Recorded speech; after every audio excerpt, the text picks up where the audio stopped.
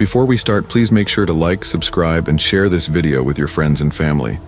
Also, can you please tell me where and what time you're watching? Thanks. Since the pandemic, the global employment landscape has undergone a dramatic transformation. If there was one positive takeaway from that difficult period, which kept us all confined for over a year, it was the shift in mindset. People started abandoning the traditional idea of working in an office 5 days a week. Instead, more and more individuals embraced remote work, or even better, the freedom to work from anywhere in the world. Amid this shift, a wave of new YouTubers emerged, documenting their lives on the road, particularly those living in vans. This movement grew into a full-fledged community of nomads who had traded conventional homes for a life of adventure. Fortunately, my wife, Sarah, was among the early adopters of this lifestyle. Rather than remaining tied to a permanent residence, we rented out our house and purchased a spacious van, fully equipped to support our new journey. Saying we were beginners in van life would be a massive understatement. We had almost no clue what we were doing.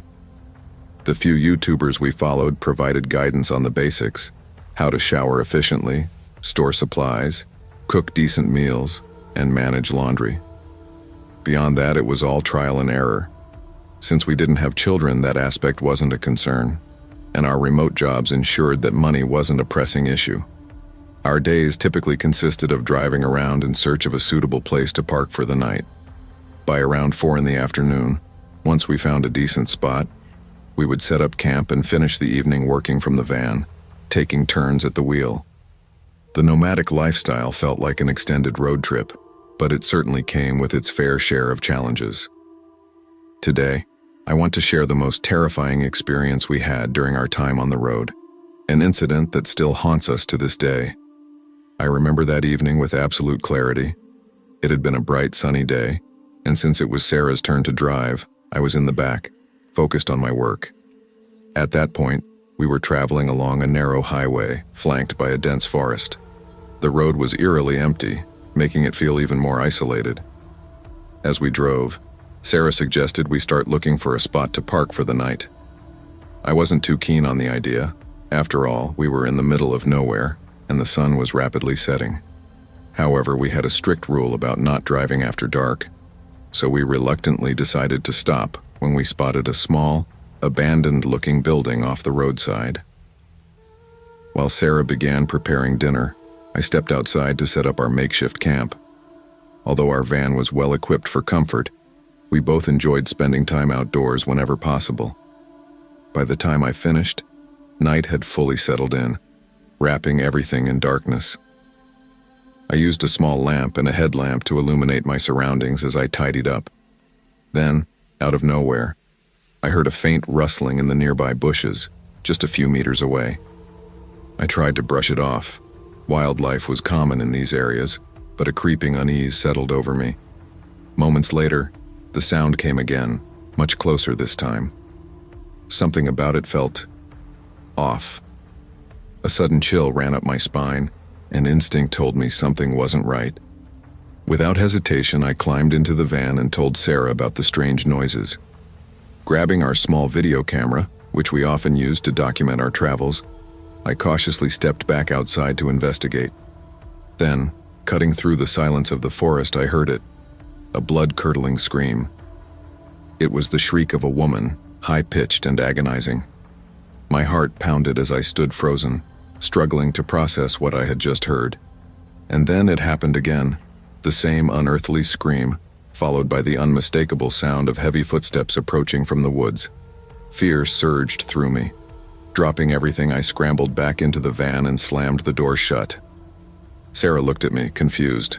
She hadn't heard anything. I barely had time to explain before we both noticed something chilling, a shadowy figure peering through the cracks in our curtains. My breath caught in my throat. Without thinking, I dropped to the floor, signaling Sarah to do the same. We stayed absolutely still, listening as the figure moved around the van, circling it several times. Then a loud knock echoed from the front door. Sarah's face was frozen in terror and my own pulse was racing. We had encountered strange people on our travels before, but nothing like this. We had a small gun stashed away for emergencies, but there was no way to retrieve it without making noise. Our only option was to stay hidden and hope whoever or whatever was outside would leave. Then suddenly, the alarm we had installed under the van went off. That meant the intruder was trying to access the trapdoor. Before we could react, another alarm blared from the opposite side. Adrenaline surged through me as we realized we were being targeted from multiple angles. Sarah clung to me, shaking, as the two loud beeps echoed through the night. Then, silence. A deep, deafening silence. No more footsteps. No screams. Nothing but the darkness pressing in around us. Cautiously, I sat up and peeked through the window. But outside, everything was still, swallowed by shadows. Taking a deep breath, I slowly unlocked the door, stepping outside just enough to grab the scattered items I had abandoned. I didn't wait to process what had just happened. Without hesitation, we decided to break our own rule and get the hell out of there. I quickly reprogrammed the GPS, directing us to the nearest town, which was a few miles ahead. Only once we arrived did we finally exhale, allowing the fear to settle into our bones. Thankfully, that night remained the only truly terrifying encounter we ever experienced during our life on wheels. But to this day, we'll never forget the sheer horror of that moment. Nor do we ever want to relive it.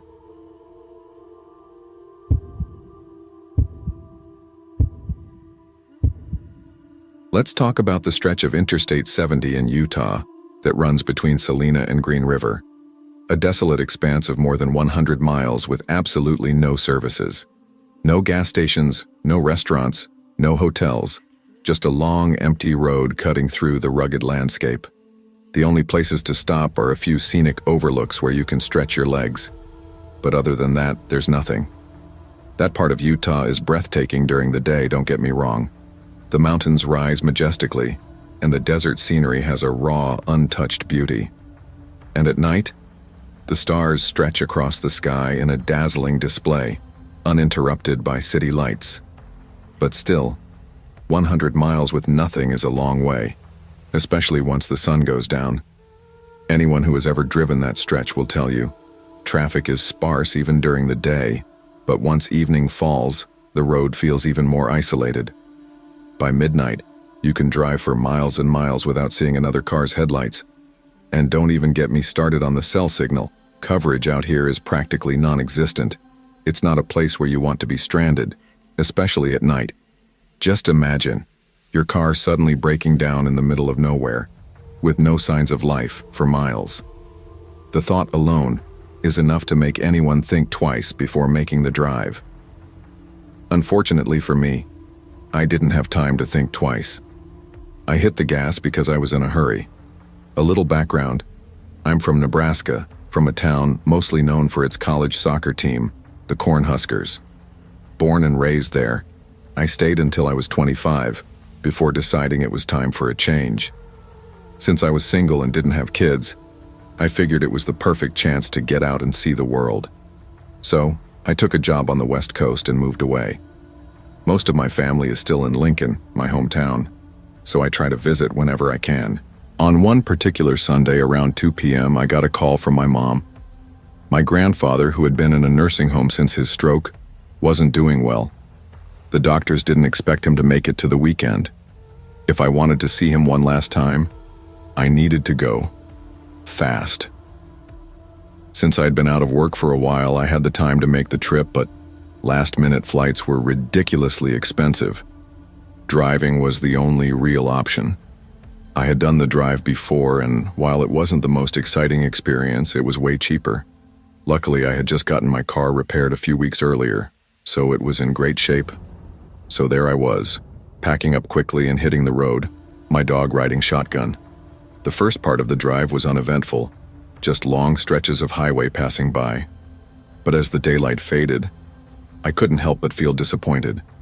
Utah and Colorado are stunning during the day, but at night, all that beauty disappears into darkness. I love stargazing, but when you're driving 80 miles per hour, it's hard to really appreciate the night sky. And since I was in a hurry, stopping to take in the view wasn't an option. Instead, I cranked up the music and started singing out loud to keep myself awake. We've all been there, right? After midnight, I finally rolled into Salina, Utah. That's when I saw the sign. No services for 110 miles. A friendly little reminder from the city, meant to warn travelers about what lay ahead. And trust me, that warning is necessary. Plenty of people have gotten stranded out there, and when they do, their only choice is to walk back to the gas station, something that apparently happens several times a week. I wasn't about to take any chances. I pulled into a gas station, filled up my tank, and got ready to take on one of the loneliest stretches of road in the country. I hit the road right away. It had snowed recently, and although the pavement was clear, thick piles of snow lined the sides of the highway. Normally, I'm the kind of driver who enjoys the thrill of an open road. So on a stretch where the speed limit was 80 miles per hour, I was hovering closer to 90, except on the inclines, of course. After about 30 minutes of driving, I realized I hadn't seen another car in a while. I had passed a few vehicles earlier, but now their lights were long gone, swallowed by the darkness behind me. Have you ever driven alone on an empty road at night and suddenly felt a deep, unsettling loneliness? Sometimes, when I'm in those situations, I do something strange. I turn off my headlights for a brief moment just to see how dark it really is. It's almost freeing, in a way, a strange kind of therapy. But that night, I was just cruising along, lost in my thoughts, when out of nowhere, bang! The car jerked sharply to the left, yanking me from my trance. My dashboard lit up, the tire pressure warning flashing wildly. My heart pounded as I gripped the wheel, slamming on the brakes just enough to regain control. I veered onto the shoulder and flicked on my hazard lights. I already knew what had happened, a blowout. I had been through this before. Sighing, I stepped out into the freezing air and walked to the front of the car. Sure enough, the front left tire was completely flat. I pulled out my phone and turned on the flashlight, but the dim glow barely cut through the darkness. I checked my signal. Nothing. No bars. No hope of calling for help. Just me, the open road, and an endless, silent night. Frustrated, I lowered the rear passenger window slightly to let in some fresh air for my dog while I worked. Grumbling to myself, I popped the trunk and grabbed the spare tire and jack, knowing I'd have to leave the road at some point to get a proper replacement. As I made my way back to the front of the car, I froze. Someone was standing there. At first, I thought my eyes were playing tricks on me. The figure was barely visible in the glow of my headlights, motionless and silent. My pulse spiked as I tried to process what I was seeing. No car had passed since I stopped, and I hadn't heard anyone approaching. Where did they come from? The figure just stood there staring at me. A wave of unease crawled up my spine. Something about this wasn't right. My dog, who normally barked at the slightest movement, was eerily silent. That alone sent chills through me. I swallowed hard and forced my voice to stay steady. Hello? No response. The figure remained still, just standing in the freezing night air, not moving, not shivering. My heart pounded as I tried to ignore the overwhelming urge to jump back into my car and lock the doors. Instead, I kept working, pretending I wasn't completely unnerved. But my eyes kept darting back to the figure, unable to resist looking. The longer I stared, the more disturbing it became. It was almost like the darkness itself had taken form and was watching me. Then, it took a step forward. A sharp chill ran through me, and every instinct screamed at me to get back in the car. But before I could move, the figure opened its mouth. No sound came out. For a moment, my breath hitched. The realization hit me like a punch to the gut. I was completely alone out here. And yet, I wasn't. The temperature had dropped to nearly 10 degrees, yet this person, if it even was a person, showed no sign of feeling the cold. My fingers gripped the crowbar I had pulled from the trunk, my knuckles white. Then, finally, a sound. "Do you need help?" The voice was weak, almost hollow. It was a man's voice, but it didn't sound as deep as I would have expected for someone his size. Something about it felt Wrong. I hesitated, my breath visible in the frigid air.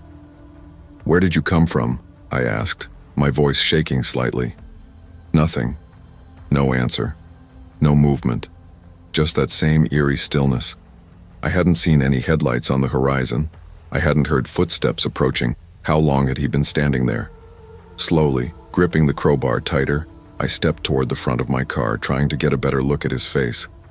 But no matter how hard I squinted through the dim light, I couldn't see anything. One thing that made me even more uneasy was his clothing. Or rather, the lack of it.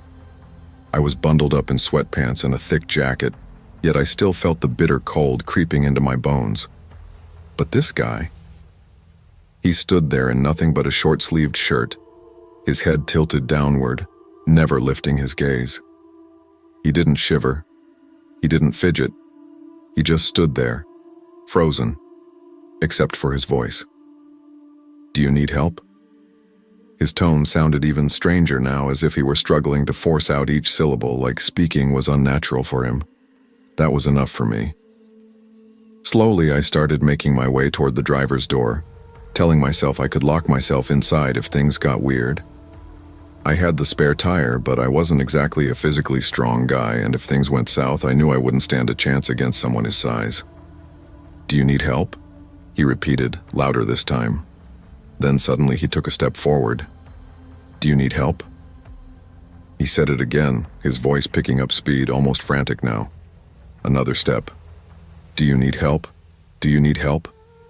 By the time he yelled it, his voice came out in an urgent, unnatural burst.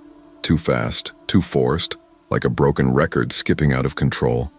My heart pounded as I reached for the door handle, my fingers fumbling against the freezing metal. But just as I was about to yank it open, bright light flooded the road behind me. I spun around. Headlights. A car was approaching from the distance. Relief hit me like a tidal wave, but as soon as I turned back toward the man, he was gone. Panic surged through me. My eyes darted around, scanning the darkness. "Hello?" I called out, my voice barely steady. No response. The silence was suffocating. Seconds later, the oncoming car roared past me without slowing down. Honestly, I didn't blame them. If I were them, I wouldn't stop for some random guy on the side of a desolate highway in the middle of the night either. For a moment I thought about flagging them down, but I was too stunned to even raise my hand. My mind raced, trying to process what had just happened. Then, my gaze fell to the snow-covered ground where the man had been standing. Footprints. A clear trail of deep imprints stretched from where he had stood, leading down the road. My breath hitched as I followed them with my flashlight. 10 feet.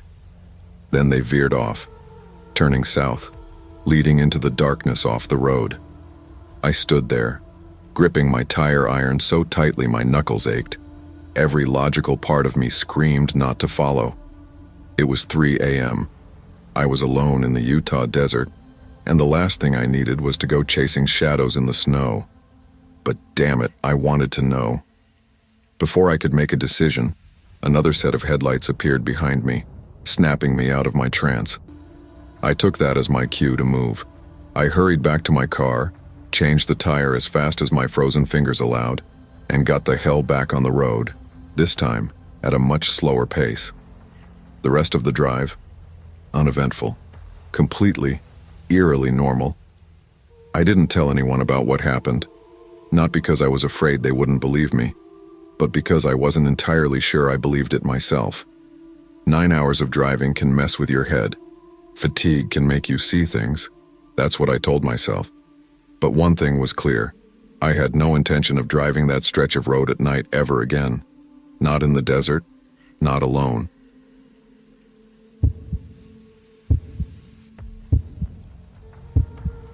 The rain had been relentless all day, an unending torrent that soaked the city and made everything look gray and miserable. The hospital shift had been long and exhausting, the kind of day that drained every ounce of energy from my body. I had seen too many patients, rushed through too many hallways, and dealt with more stress than I cared to count. When the clock finally struck the end of my shift, I let out a sigh of relief and grabbed my coat, eager to get home. I stepped outside, instantly greeted by the cold wind and the drumming of raindrops against my hood. My truck sat in the far corner of the parking lot, barely visible through the thick sheets of rain. I trudged toward it, my feet splashing through shallow puddles, my hands shoved deep into my pockets for warmth. By the time I reached my vehicle, I was already shivering. Climbing inside, I shut the door and exhaled, watching the mist form on the windshield. The interior smelled of old leather and faint traces of coffee. The truck wasn't anything special, just an old, battered thing that had been with me for years. I turned the key in the ignition, and after a few hesitant grumbles, the engine roared to life. The windshield wipers began their slow, rhythmic movement, fighting to keep the glass clear, though they struggled against the heavy rain. As I pulled out of the parking lot and onto the empty road, the rain pounded against the metal roof like a relentless drumbeat. The radio crackled with static, barely managing to push out some music beneath the storm's overpowering noise. The road stretched out ahead of me, winding through a dense forest that stood tall and imposing on either side. The trees, drenched and heavy with rain, swayed in the wind, their branches reaching out like skeletal fingers trying to snatch passing vehicles. I tightened my grip on the steering wheel, my knuckles aching from the cold. The feeling of loneliness settled in as I drove, the empty road ahead and the towering trees making me feel small and isolated. My mind wandered, lost in fatigue, just wanting to be home, curled up under a warm blanket with a cup of tea. Then, as I rounded the first bend, my headlights illuminated something unusual. A figure stood in the middle of the road. My heart jumped, and I instinctively pressed the brake, slowing to a cautious stop. The figure didn't move. It was a man, his posture eerily still, his head slightly tilted as he stared directly at me. Rain dripped from his soaked, disheveled hair, his clothes in tatters clinging to his thin frame. He looked frail, weak, but something about him sent a chill down my spine. Then I saw it. In his hand, he held a long, thin object. The dim glow of my headlights reflected off its surface, revealing something metallic, something sharp, a syringe. A cold dread crept into my chest. My breathing hitched as I tried to make sense of what I was seeing. The man remained motionless, staring at me with wide, unblinking eyes. His grip on the syringe tightened. Every instinct in me screamed danger. I swallowed hard, my fingers clenching the steering wheel. He wasn't moving, just standing there, watching. The rain continued to pound against the truck, the wipers creating a slow, hypnotic rhythm. I took a deep breath, trying to calm myself. Maybe he needed help. Maybe he was injured or lost. But that syringe... Before I could react, he lunged. With terrifying speed, he slammed against the hood of my truck, the impact sending a jolt through the vehicle. I gasped, my heart leaping into my throat. His face pressed against the windshield, his eyes wild, his mouth twisted into a horrible grin. His yellowed teeth bared in a grotesque smile, his breath fogging up the glass. Then, without warning, he scrambled to the driver's side door and yanked at the handle. Panic surged through me. I barely had time to react before the door swung open, the wind and rain howling inside. He lunged again, the syringe raised high, aiming straight for my neck. I fought.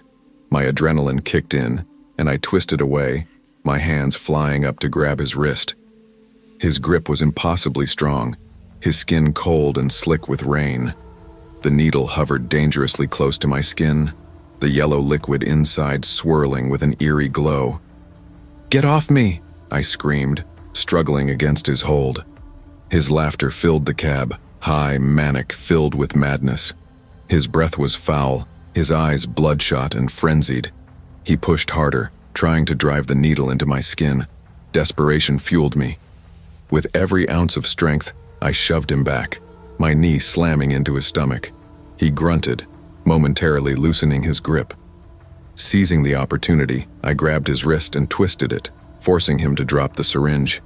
It clattered to the wet pavement, shattering, the yellow liquid mixing with the rain in an unnatural swirl. I didn't hesitate. With one final push, I kicked him out of the truck and slammed the door, my fingers fumbling to lock it. My breaths came in ragged gasps, my hands trembling. Outside, the man staggered, his face contorted in fury. He screamed, a blood-curdling, rage-filled howl, as he pounded his fists against the window. I didn't wait. I stomped on the accelerator, the tires screeching against the wet pavement as I sped away. The truck roared forward, leaving the deranged man behind. My heart pounded so hard, it felt like it would burst from my chest. My breath came in shallow gasps as I gripped the wheel, my mind racing to process what had just happened. When I was far enough away, I grabbed my phone with shaky fingers and called the police, my voice barely steady enough to explain what had happened. I kept driving, not stopping until I reached the hospital, where I sat in the parking lot, trying to control my frantic breathing. The police later informed me that the man had been caught. He wasn't just some crazed individual. He had attacked other women on that same stretch of road. Whatever was in that syringe, I never found out. But from that night on, I never traveled alone at night without extra precautions. The world is full of dangers lurking in the shadows, waiting for unsuspecting victims. And sometimes they find you when you least expect it.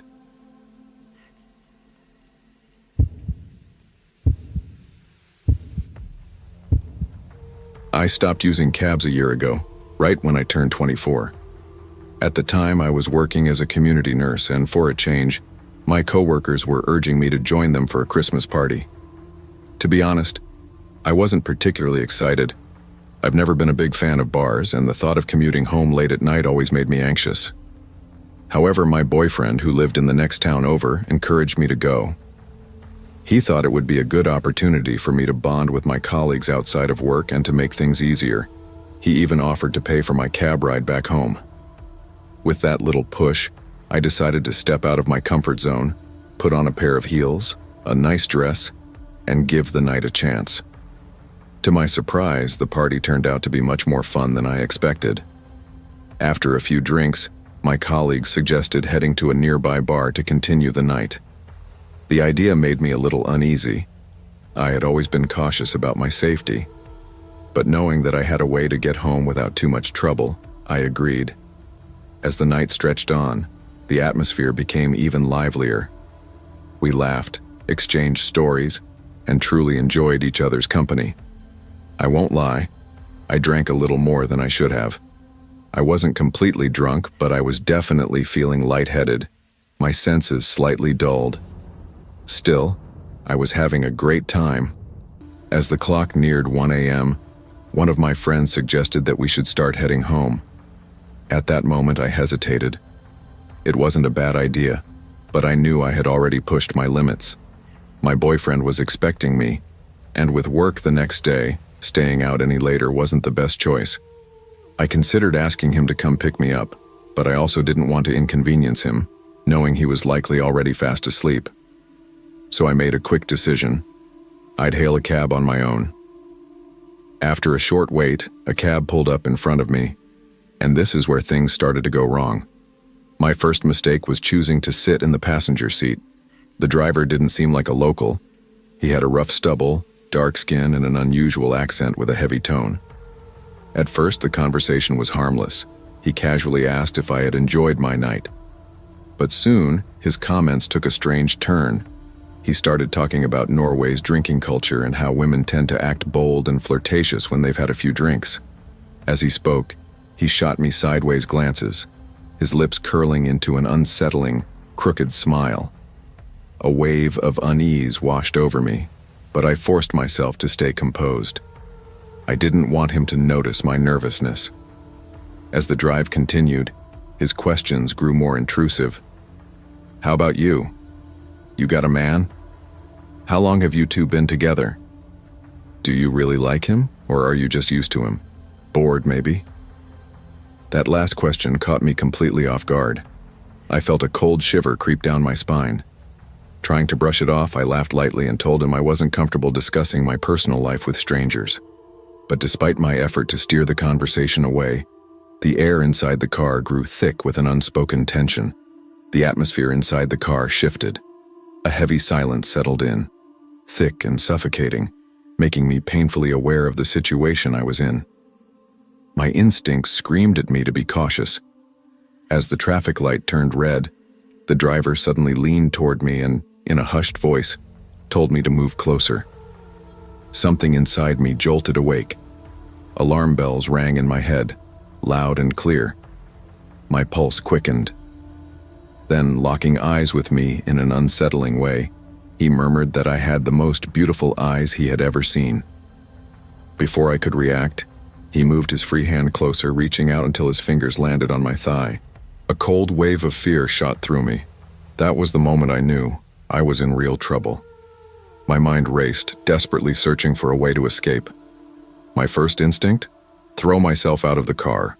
I knew it was reckless, but the idea rooted itself in my panicked brain, probably because the alcohol was making it impossible to think straight. My heart pounded wildly as I slid my hand near the seatbelt latch, my other hand discreetly working to unlace my heels. If I had to make a run for it, I needed to be ready. I watched the streetlights blur past, waiting for the next red light, my body tense with anticipation. But then, relief. My nerves steadied as I began to recognize the streets.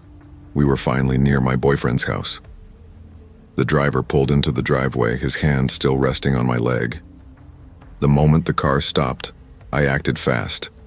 With one swift motion, I unbuckled my seatbelt, shoved his hand away, and threw some cash at him without waiting for change. I didn't care.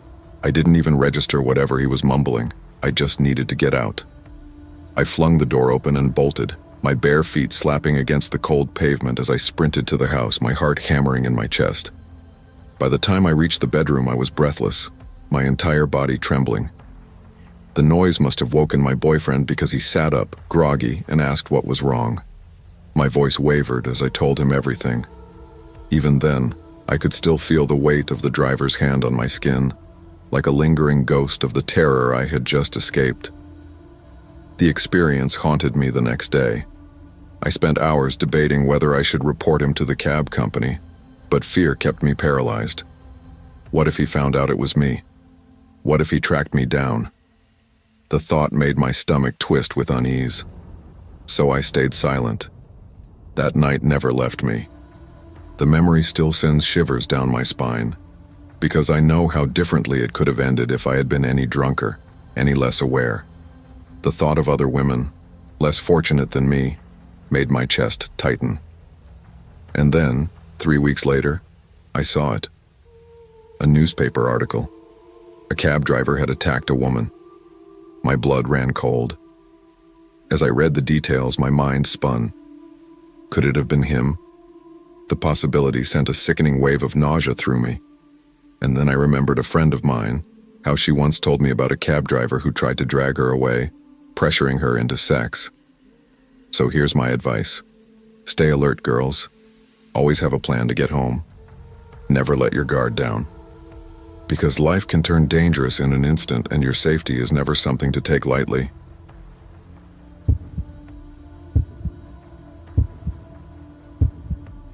I drive a trucking route that stretches from Connecticut to Kentucky and then to Tennessee. Honestly, the journey is pretty interesting since I pass through a lot of iconic East Coast locations. But there's one stretch of road that always feels a little strange, especially near the Appalachian Mountains. You know, it's one of those regions hit hardest by economic struggles. The decline of coal mining really devastated a lot of communities, and it's heartbreaking to see families stuck in poverty. The other day, I had to take an unfamiliar route through West Virginia, one I'd never traveled before. A massive accident on my usual road forced me to detour. Unfortunately, the crash was fatal for some, so the highway was completely shut down.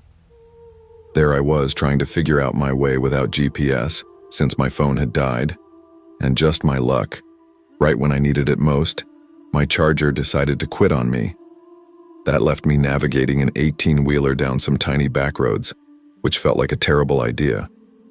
I managed fine for a while. I've got years of experience and take pride in my driving, but eventually, I felt completely lost. Panic started creeping in since I was on a schedule, and late deliveries mean trouble plus fines I really can't afford. Right when I was feeling stuck, I spotted a guy walking along the side of the road. Figuring he might help, I pulled over and asked if he knew how to get back to the main road. Turns out he was pretty friendly and actually took the time to give me clear directions. I felt incredibly lucky to have found him. Since I was starving by that point, I asked if he knew any good places to eat nearby. It was already past lunchtime, and all I'd had that day was a light breakfast. He stood there for a moment, scratching his head like he was struggling to remember. "It's tricky to find a place to eat around here," he finally said. Then he mentioned a family-owned restaurant that supposedly made the best fried chicken in the county. At that moment, it all felt worth it. I may be from up north, but trust me, I'll never turn down a good plate of fried chicken, especially with fries. The problem was, he was having a hard time remembering how to get there. I was growing a little impatient, but after a couple of minutes, it clicked for him. He gave me directions that led down an old, dusty avenue, which immediately made me nervous. A road like that could easily get my truck stuck. After explaining a bit more, he told me the restaurant was in an old shopping center. Not much was left of it, just a few small businesses still hanging on. He warned me not to be surprised if the place looked empty around lunchtime, since they did most of their business in the evening. That didn't matter to me. I was excited and grateful, so I thanked him and set off. It took me longer than expected to find the shopping center, which was frustrating, especially since I passed plenty of chain restaurants along the way. My stomach was growling for some homemade fried chicken, and fast food just wouldn't cut it. When I finally arrived at the place he described, I wasn't exactly disappointed, but I was definitely surprised.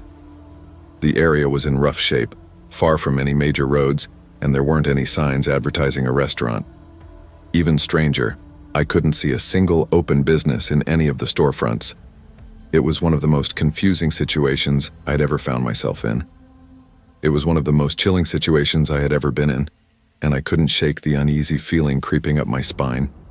Still, after driving around so much just to get here, I wasn't about to turn back without a fight. As I wandered around the abandoned mall, my spirits suddenly lifted when I spotted a huge sign that read something like Grandma Lila's Kitchen. Just then, a guy walked out of the restaurant and stared directly at my truck. From where I was standing, I wasn't sure if he even saw me. Maybe the glare of the sun was in his eyes. But the way he kept looking unsettled me. Something about the moment felt off, but I tried to shake it off as I stepped out of my truck and approached him in the parking lot to ask if they were open. He didn't say a word. He just stood there, staring at me in a way that made my stomach turn. My instincts screamed at me to leave, to turn around and get out of there immediately. A deep sense of dread washed over me, like I had walked into a situation I couldn't control. Then, in an instant, the man turned around and reached into his back pocket. At first, I thought he was pulling out a wool cap, but as he lowered his hand, I realized it was something else, a ski mask. But it wasn't the mask that sent ice through my veins. It was what he had in his other hand, a revolver. Panic flooded me. My body moved before my mind could even process it. I turned and sprinted back toward my truck. But as soon as I did, I realized I wasn't alone. More men appeared from the abandoned cars scattered around the lot, all moving toward me, each holding a weapon, knives, iron bars, whatever they could use. My heart pounded as the adrenaline kicked in, pushing me to run faster.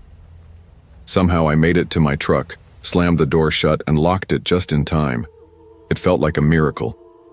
I was frantically searching for my keys when they surrounded the truck, pounding on it, screaming at me to get out. Then, the guy with the revolver stepped forward.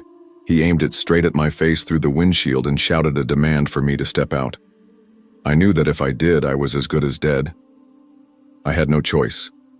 I had to get out of there, no matter what. My hands trembled as I jammed the key into the ignition. The second the engine roared to life, I threw the truck into gear and slammed my foot down on the pedal. I didn't care who was in my way. If they didn't move, they were getting run over. As I leaned forward to grip the wheel, a gunshot rang out. The windshield above my head shattered, glass raining down on me. He had fired. By sheer luck, or divine intervention, he missed me by mere inches. But there was no time to process the terror. I yanked the wheel, making a sharp turn through the parking lot, praying I wouldn't get hit again. Glancing in the rearview mirror, I saw some of the men on the ground groaning in pain, either from diving out of the way or getting hit. That gave me a small sense of relief. At least I had managed to escape. But I didn't stop driving, not until I found a safe place to pull over. Even then, my hands were shaking as I grabbed my phone and called the police. A sheriff's deputy answered, and as I recounted what had just happened, he sighed. Turns out I wasn't the first trucker to fall into this trap. This gang had been targeting drivers for a while, luring them in with fake directions and robbing them. But the part that shocked me most was when I described the man who had originally helped me. The deputy went quiet for a moment, then admitted that my helpful stranger was part of the setup the whole time. After that, I took a deep breath, refueled my truck, and, believe it or not, found a place to eat. I know it sounds crazy, but after a near-death experience like that, I needed something to calm my nerves. And honestly, I was still starving. So I sat down for a good plate of homemade food, letting the warmth of the meal settle my shaken nerves. During my talk with the deputy, I gave him every detail I could remember about the gang. He nodded, listening carefully, but his expression told me he'd seen this kind of thing too many times before. Before hanging up, he gave me a simple but powerful warning: be careful on the road. It's the kind of advice that sounds cliché, but after what I had just been through, I finally understood its weight. You always hear people say, watch out for strangers. Maybe it sounds like something your aunt would post on Facebook, but the truth is, you never really know who you're dealing with. Sometimes, something as simple as asking for directions can lead you straight into a nightmare. I never thought a routine truck route could turn into a fight for my life, but now I know better. So if you ever find yourself traveling down lonely roads, stay alert. Not everyone is who they seem. And sometimes, the wrong question can lead you to a place you may never escape from.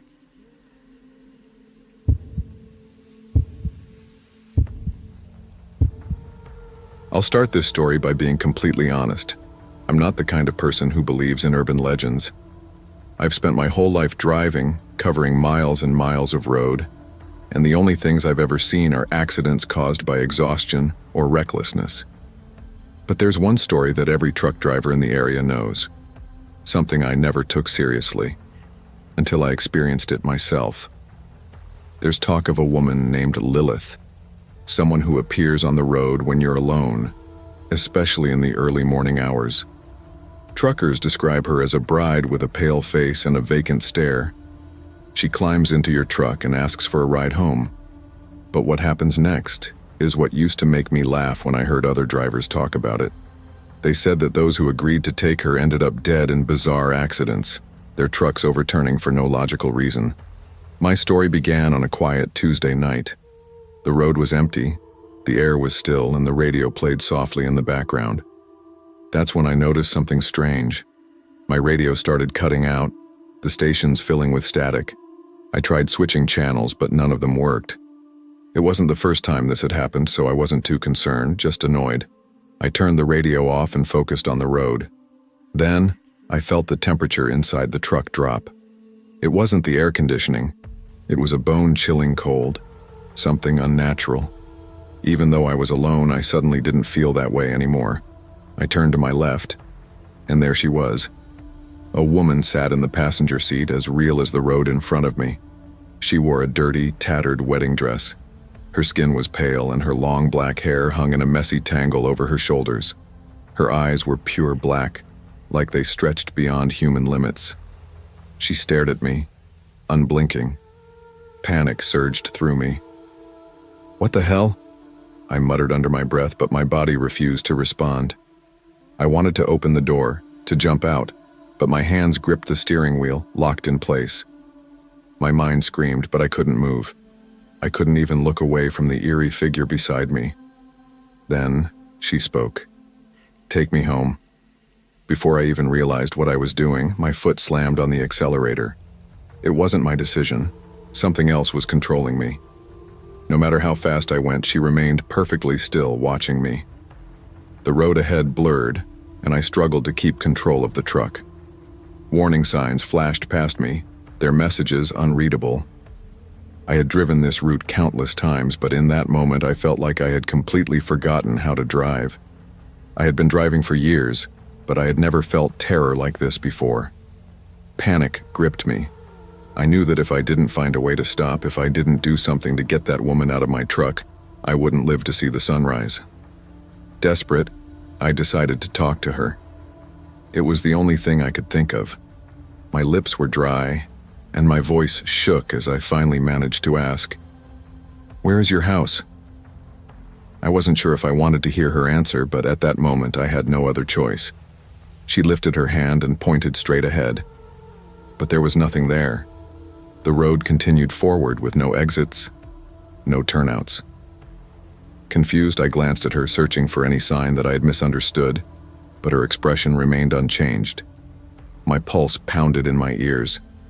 Terrified, I kept driving, hoping I had missed something and that an exit would appear.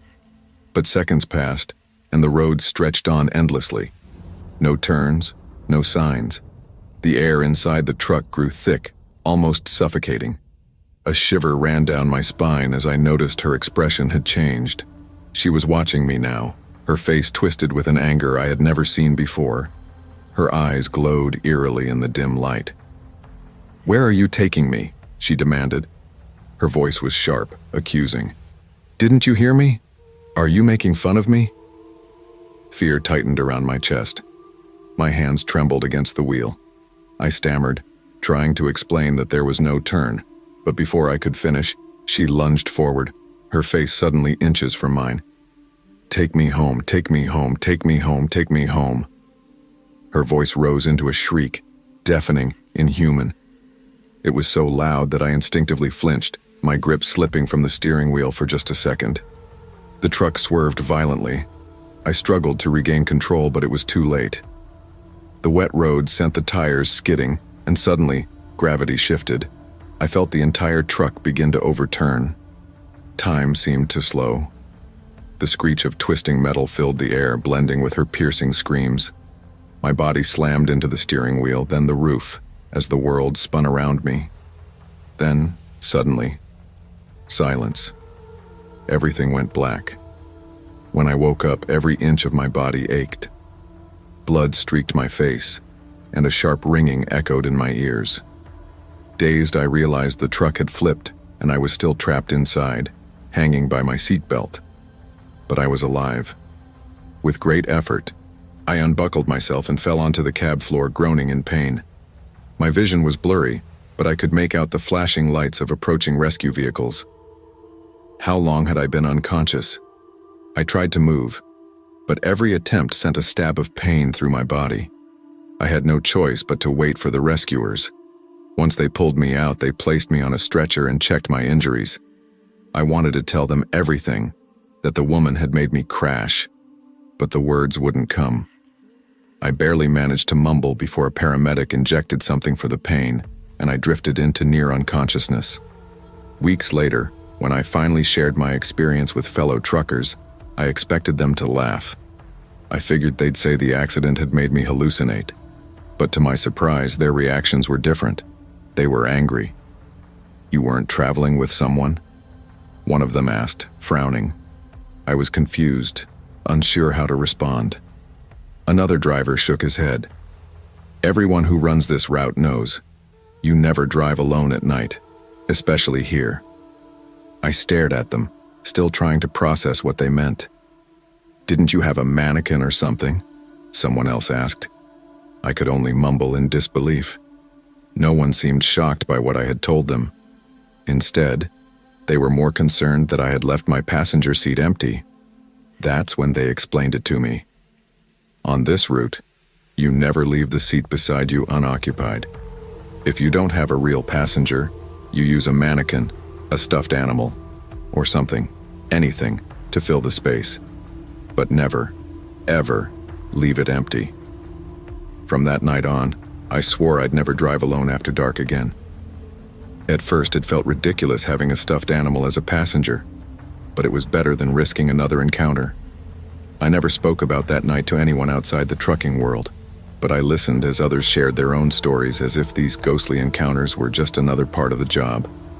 It made me realize something. There were rules in the trucking world that went beyond logic.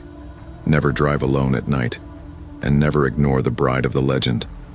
Because now, I knew the truth. The woman in the wedding dress wasn't just a myth. She could appear on any road, in any truck. And I had been lucky, or maybe unlucky, enough to meet her myself. Back in November of 2021, I thought a long drive would clear my head. My wife Emily and I had been married 7 years, and things between us were tense. Not bad exactly, just worn thin. We lived outside Denver, both working long hours and talking more about bills than dreams. Her sister had invited us down to Albuquerque for Thanksgiving, and Emily insisted we drive instead of fly. "We need the time together," she said, tossing a cooler in the back of my aging Subaru Outback. We left late afternoon on a Wednesday, the sky already getting that winter gray. Emily had her lists, snacks, gas stops, a loose schedule that had us pulling into her sister's driveway before sunrise. She wore my old college hoodie and kept brushing a strand of hair behind her ear, the way she always did when she was anxious, but pretending not to be. I drove, hands at 10 and 2, pretending I was fine, pretending the hollow feeling in my chest was just work stress. Around Pueblo, she switched the music to some true crime podcast about people disappearing on highways. I rolled my eyes and told her she was trying to freak me out on purpose. She laughed, said, "Relax, Matt. It's just a story." But the way the narrator's voice droned on about late-night roads and strangers made the empty stretch ahead of us feel even longer, like we were slowly driving off the edge of the world. By the time darkness swallowed the plains, we were alone with the road, the engine, and the things we did not want to say out loud. We crossed into New Mexico close to 10 p.m. Emily had dozed off, her head against the window, breath fogging the glass, the glow from the dash painting her face in soft blue. I turned the podcast off and let some old country station fill the silence. The Subaru rattled over cracks in the pavement, the heater struggling against the November cold. There is a part of I-25 between Raton and Las Vegas that feels like nothing. No towns, no traffic, just black fields, and the occasional ranch light way off in the distance. Out there, the world shrinks to your headlights and whatever's hiding behind them. That is where I first saw the headlights in my rearview mirror, coming up way too fast. A dark pickup rode my bumper, then pulled to my left, pacing me. The driver leaned on his horn, flashing his high beams, waving one arm like he was trying to flag me down. I felt my stomach knot. Emily jerked awake beside me, disoriented. The man lowered his passenger window as we rolled ours down halfway. The wind knifed through the crack, carrying his voice in broken pieces. "Your back tire," he shouted, chopping at the air with his hand. "Sparks, you're gonna lose the wheel." His truck eased in front of us and drifted onto the shoulder, hazard lights blinking. I hesitated. It was late, it was empty. But logic won. If a tire really blew out at 75 miles per hour, we could flip. I heard myself tell Emily, "I'll just check fast. Keep the doors locked." She stared straight ahead, jaw tight, and nodded. I pulled onto the shoulder behind him, our headlights washing over the back of his mud-caked truck. That one choice still keeps me up at night. He was tall, maybe 6'3", wearing a faded denim jacket and a baseball cap pulled low. As he walked toward me between the trucks, I noticed how calm his stride was, like he had done this 100 times. His face up close was ordinary. Sun-lined skin, stubble, pale eyes, the kind of guy you would not remember 10 minutes after meeting. He smelled faintly of gasoline and cigarettes. "Left rear," he said, pointing. "Saw sparks a few miles back. Figured you'd want to know." His tone was polite, almost apologetic. It disarmed me more than anger would have. I crouched by the tire, phone flashlight sweeping over the rubber. Tread looked fine. No wire, no dragging metal, nothing. Just a normal wheel in the freezing dark. A little alarm bell started ringing in the back of my mind. I turned to tell him everything looked okay. He had moved closer. Too close. 3 feet away, maybe less. His face now blank. All friendliness gone. It was like someone had shut a light off behind his eyes. "You sure?" he asked quietly. His voice sounded different, flatter. "Yeah," I said, backing toward the Subaru. "I think we're good. Appreciate you stopping." I saw Emily's silhouette through the windshield. Even at that distance, I could tell she was watching him, not me. Her hands were clenched on her lap, shoulders rigid.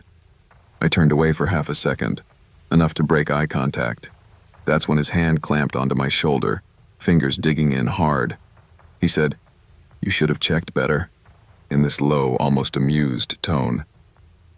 Something cold pressed against my throat.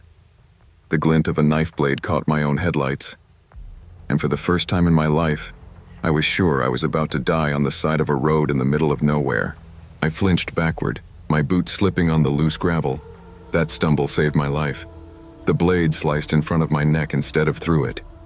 I went down hard, the air blasting out of my lungs. Emily screamed my name, muffled by glass and engine noise. He stepped over me like I was trash in the road and went straight for the driver's side door. His movements were slow, controlled, like this was not panic for him. This was routine. That was almost worse than if he had come in wild. "Emily, out the other side! Run!" I croaked, my voice shredded. I heard her fumbling with something. Seatbelt, lock, her phone, I don't know. His fist slammed into the driver's window with a sickening thud. The glass shook but held. Adrenaline took over. I lunged at his legs, wrapping my arms around his waist and driving forward with everything I had. We crashed onto the pavement, the knife skidding under the Subaru. For a split second, I thought I had him. He rolled us with terrifying strength, pinning me with his knee on my chest. His hands wrapped around my throat, thumbs pressing so hard I saw stars. His face hovered inches above mine, totally expressionless. No anger, no joy. Just empty. The world tunneled. Sound shrank to a low roar. The last clear thing I saw was the passenger door flying open and Emily bolting into the darkness, barefoot sprinting up the shoulder. His head snapped toward her, like he had heard a signal. Then the pressure vanished as he leapt off me and ran after her. I lay there choking, gasping, my vision slowly coming back. The highway around me was dead silent. The only sound was the wind scraping across the asphalt. When I finally forced myself to my feet, both trucks were sitting there, idling, like nothing had happened. But Emily and the man were gone, swallowed by the dark. I staggered up the highway, calling Emily's name until my throat burned raw. My voice echoed off nothing. No cars, no houses, just open land and that endless black. About 100 yards up, I found her phone face down on the shoulder, screen cracked, still recording a half-finished 911 call. Further on, one of her sneakers lay on its side in the lane, white laces glowing in the headlights when I turned back. I do not know how long I walked before I saw her. She was just off the pavement, in the scrub and gravel, on her back, eyes open to the sky. For a second, my brain refused to accept what I was seeing. My mind tried to turn it into a prank, a mistake, anything but what it was. There was so much blood, but the strangest thing was the quiet. No struggling, no gasping, no last words, just stillness. The cut across her throat was too clean to be an accident, too terrible to describe. I dropped down beside her, grabbed her hand, and waited for any sign of life that never came. The stars above us felt wrong, like they were witnessing something they shouldn't. Eventually, headlights appeared far down the road. A semi pulled over when the driver saw our abandoned car and my hazard lights strobing in the dark. He wrapped his jacket around my shoulders, his voice distant as he called 911. Then there were cops, paramedics, questions I barely heard. They found the man weeks later, hours away, living under another name. He had hurt other people. He had done this before. The trial, the sentencing, all of that feels like paperwork compared to the moment I had to point at him in court and say, "That's him." The man who turned a routine drive into a nightmare I still cannot wake up from. 2 years have crawled by. I moved states, sold the Subaru, started sleeping with a light on like a child. I cannot drive alone at night without my chest tightening. People online tell me I should feel lucky to be alive. Some days, that feels like a cruel joke. I'm not sharing this for sympathy. I'm sharing it because I want someone out there to survive a choice I didn't know was deadly. If you are ever on an empty road and someone tries to flag you down, do not stop. Call 911. Drive to a lit gas station or a town and get help from there. It is not your job to be a hero on the side of a highway in the dark. The road does not care if you are kind, if you mean well, if you are just trying to help. Some people out there are counting on that. Trust your instincts more than politeness. Your life and the lives of the people you love are worth more than a stranger's story on a lonely road. I grew up in a forgotten corner of northern Idaho, the kind of town where the biggest excitement was when the grocery store got a new brand of cereal.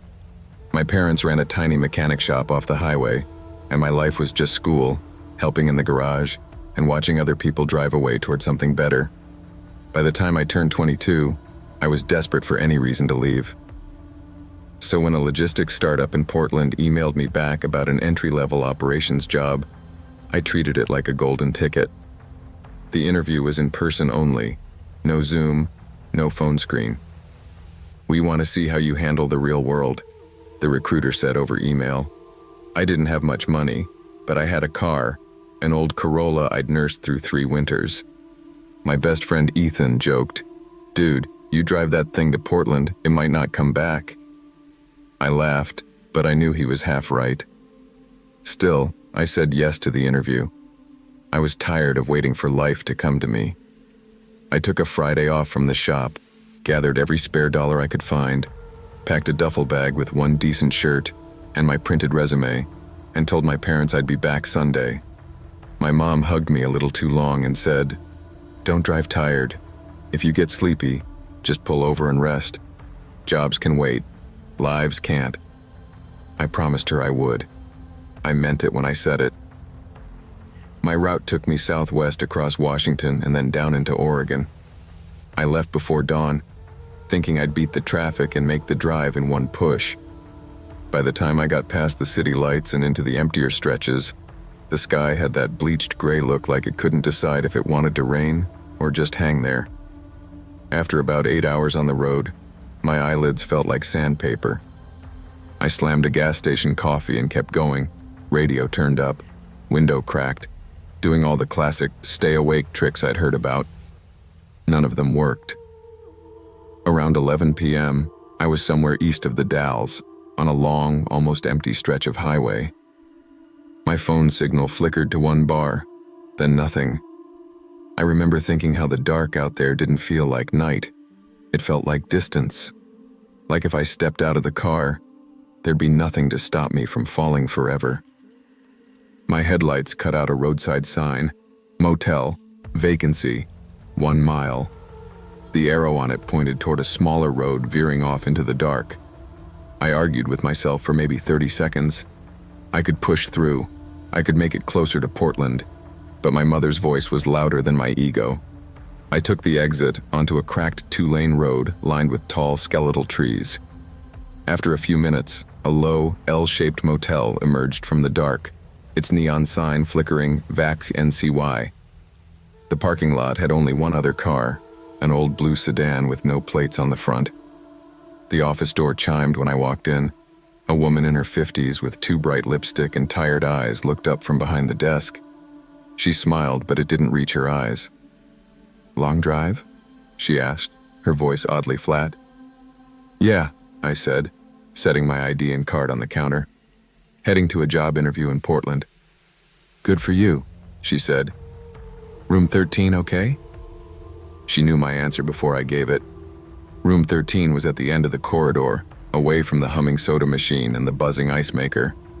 The hallway smelled like old carpet and something faintly metallic, like dried blood that someone had tried to cover with lemon cleaner. I told myself I was being dramatic. Inside, the room was exactly what $29.99 buys you in the middle of nowhere. Beige walls with peeling corners, a bedspread in a floral pattern that had given up years ago, a small TV bolted to a bracket, and a bathroom with a fan that rattled when I turned it on. There was also a door leading to the next room, one of those thin shared doors you sometimes get in older motels. It had a deadbolt on my side. I turned it, then pulled. The door moved just a little, then stuck, like something on the other side was pushing back. I stared at it for a second, then laughed nervously. "Old building," I muttered. The lock was engaged. That should have been enough.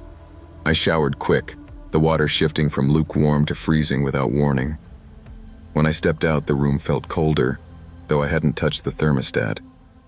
I pulled on a t-shirt and sweats, lay on the bed, and scrolled the same 3 apps on my phone, even though I had no service. Eventually, I turned off the lamp. The darkness in that room felt different than the dark on the highway.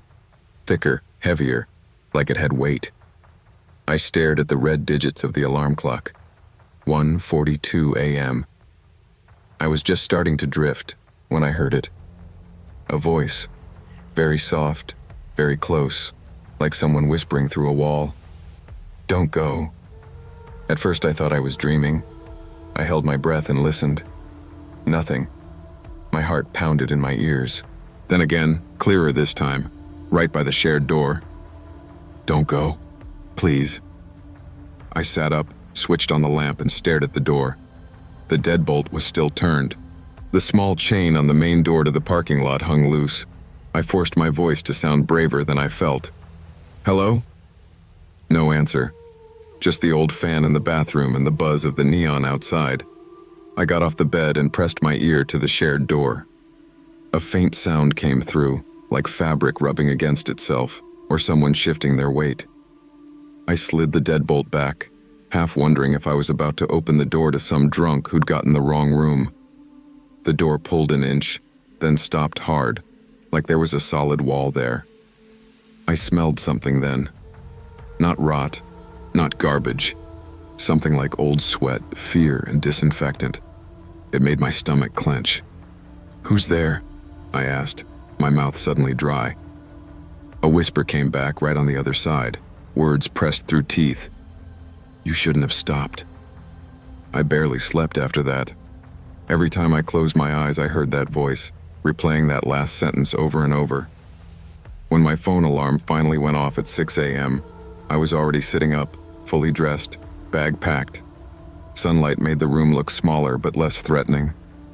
I told myself I'd imagined the voice, that I'd been half asleep and overtired. Still, I avoided looking directly at the shared door when I left. The woman at the front desk was there again, reading a paperback. She glanced at me, then at the clock. "Early start," she said. "Big day," I answered, tapping my folder with my resume. Weird question. Someone's in the room next to 13, right?" Her smile thinned. "No," she said. "You're the only guest on that side." I felt a small chill run up my spine. "I heard talking," I said carefully. "Maybe the TV?" She shook her head. "The cable's been out on that wing for months." I must have looked unsettled, because her eyes softened a bit, sympathy sliding through the tiredness. She hesitated, then said quietly, "Sometimes people hear things in that room. I don't rent it out unless I have to. Last night, you looked like you were about to fall asleep at the wheel."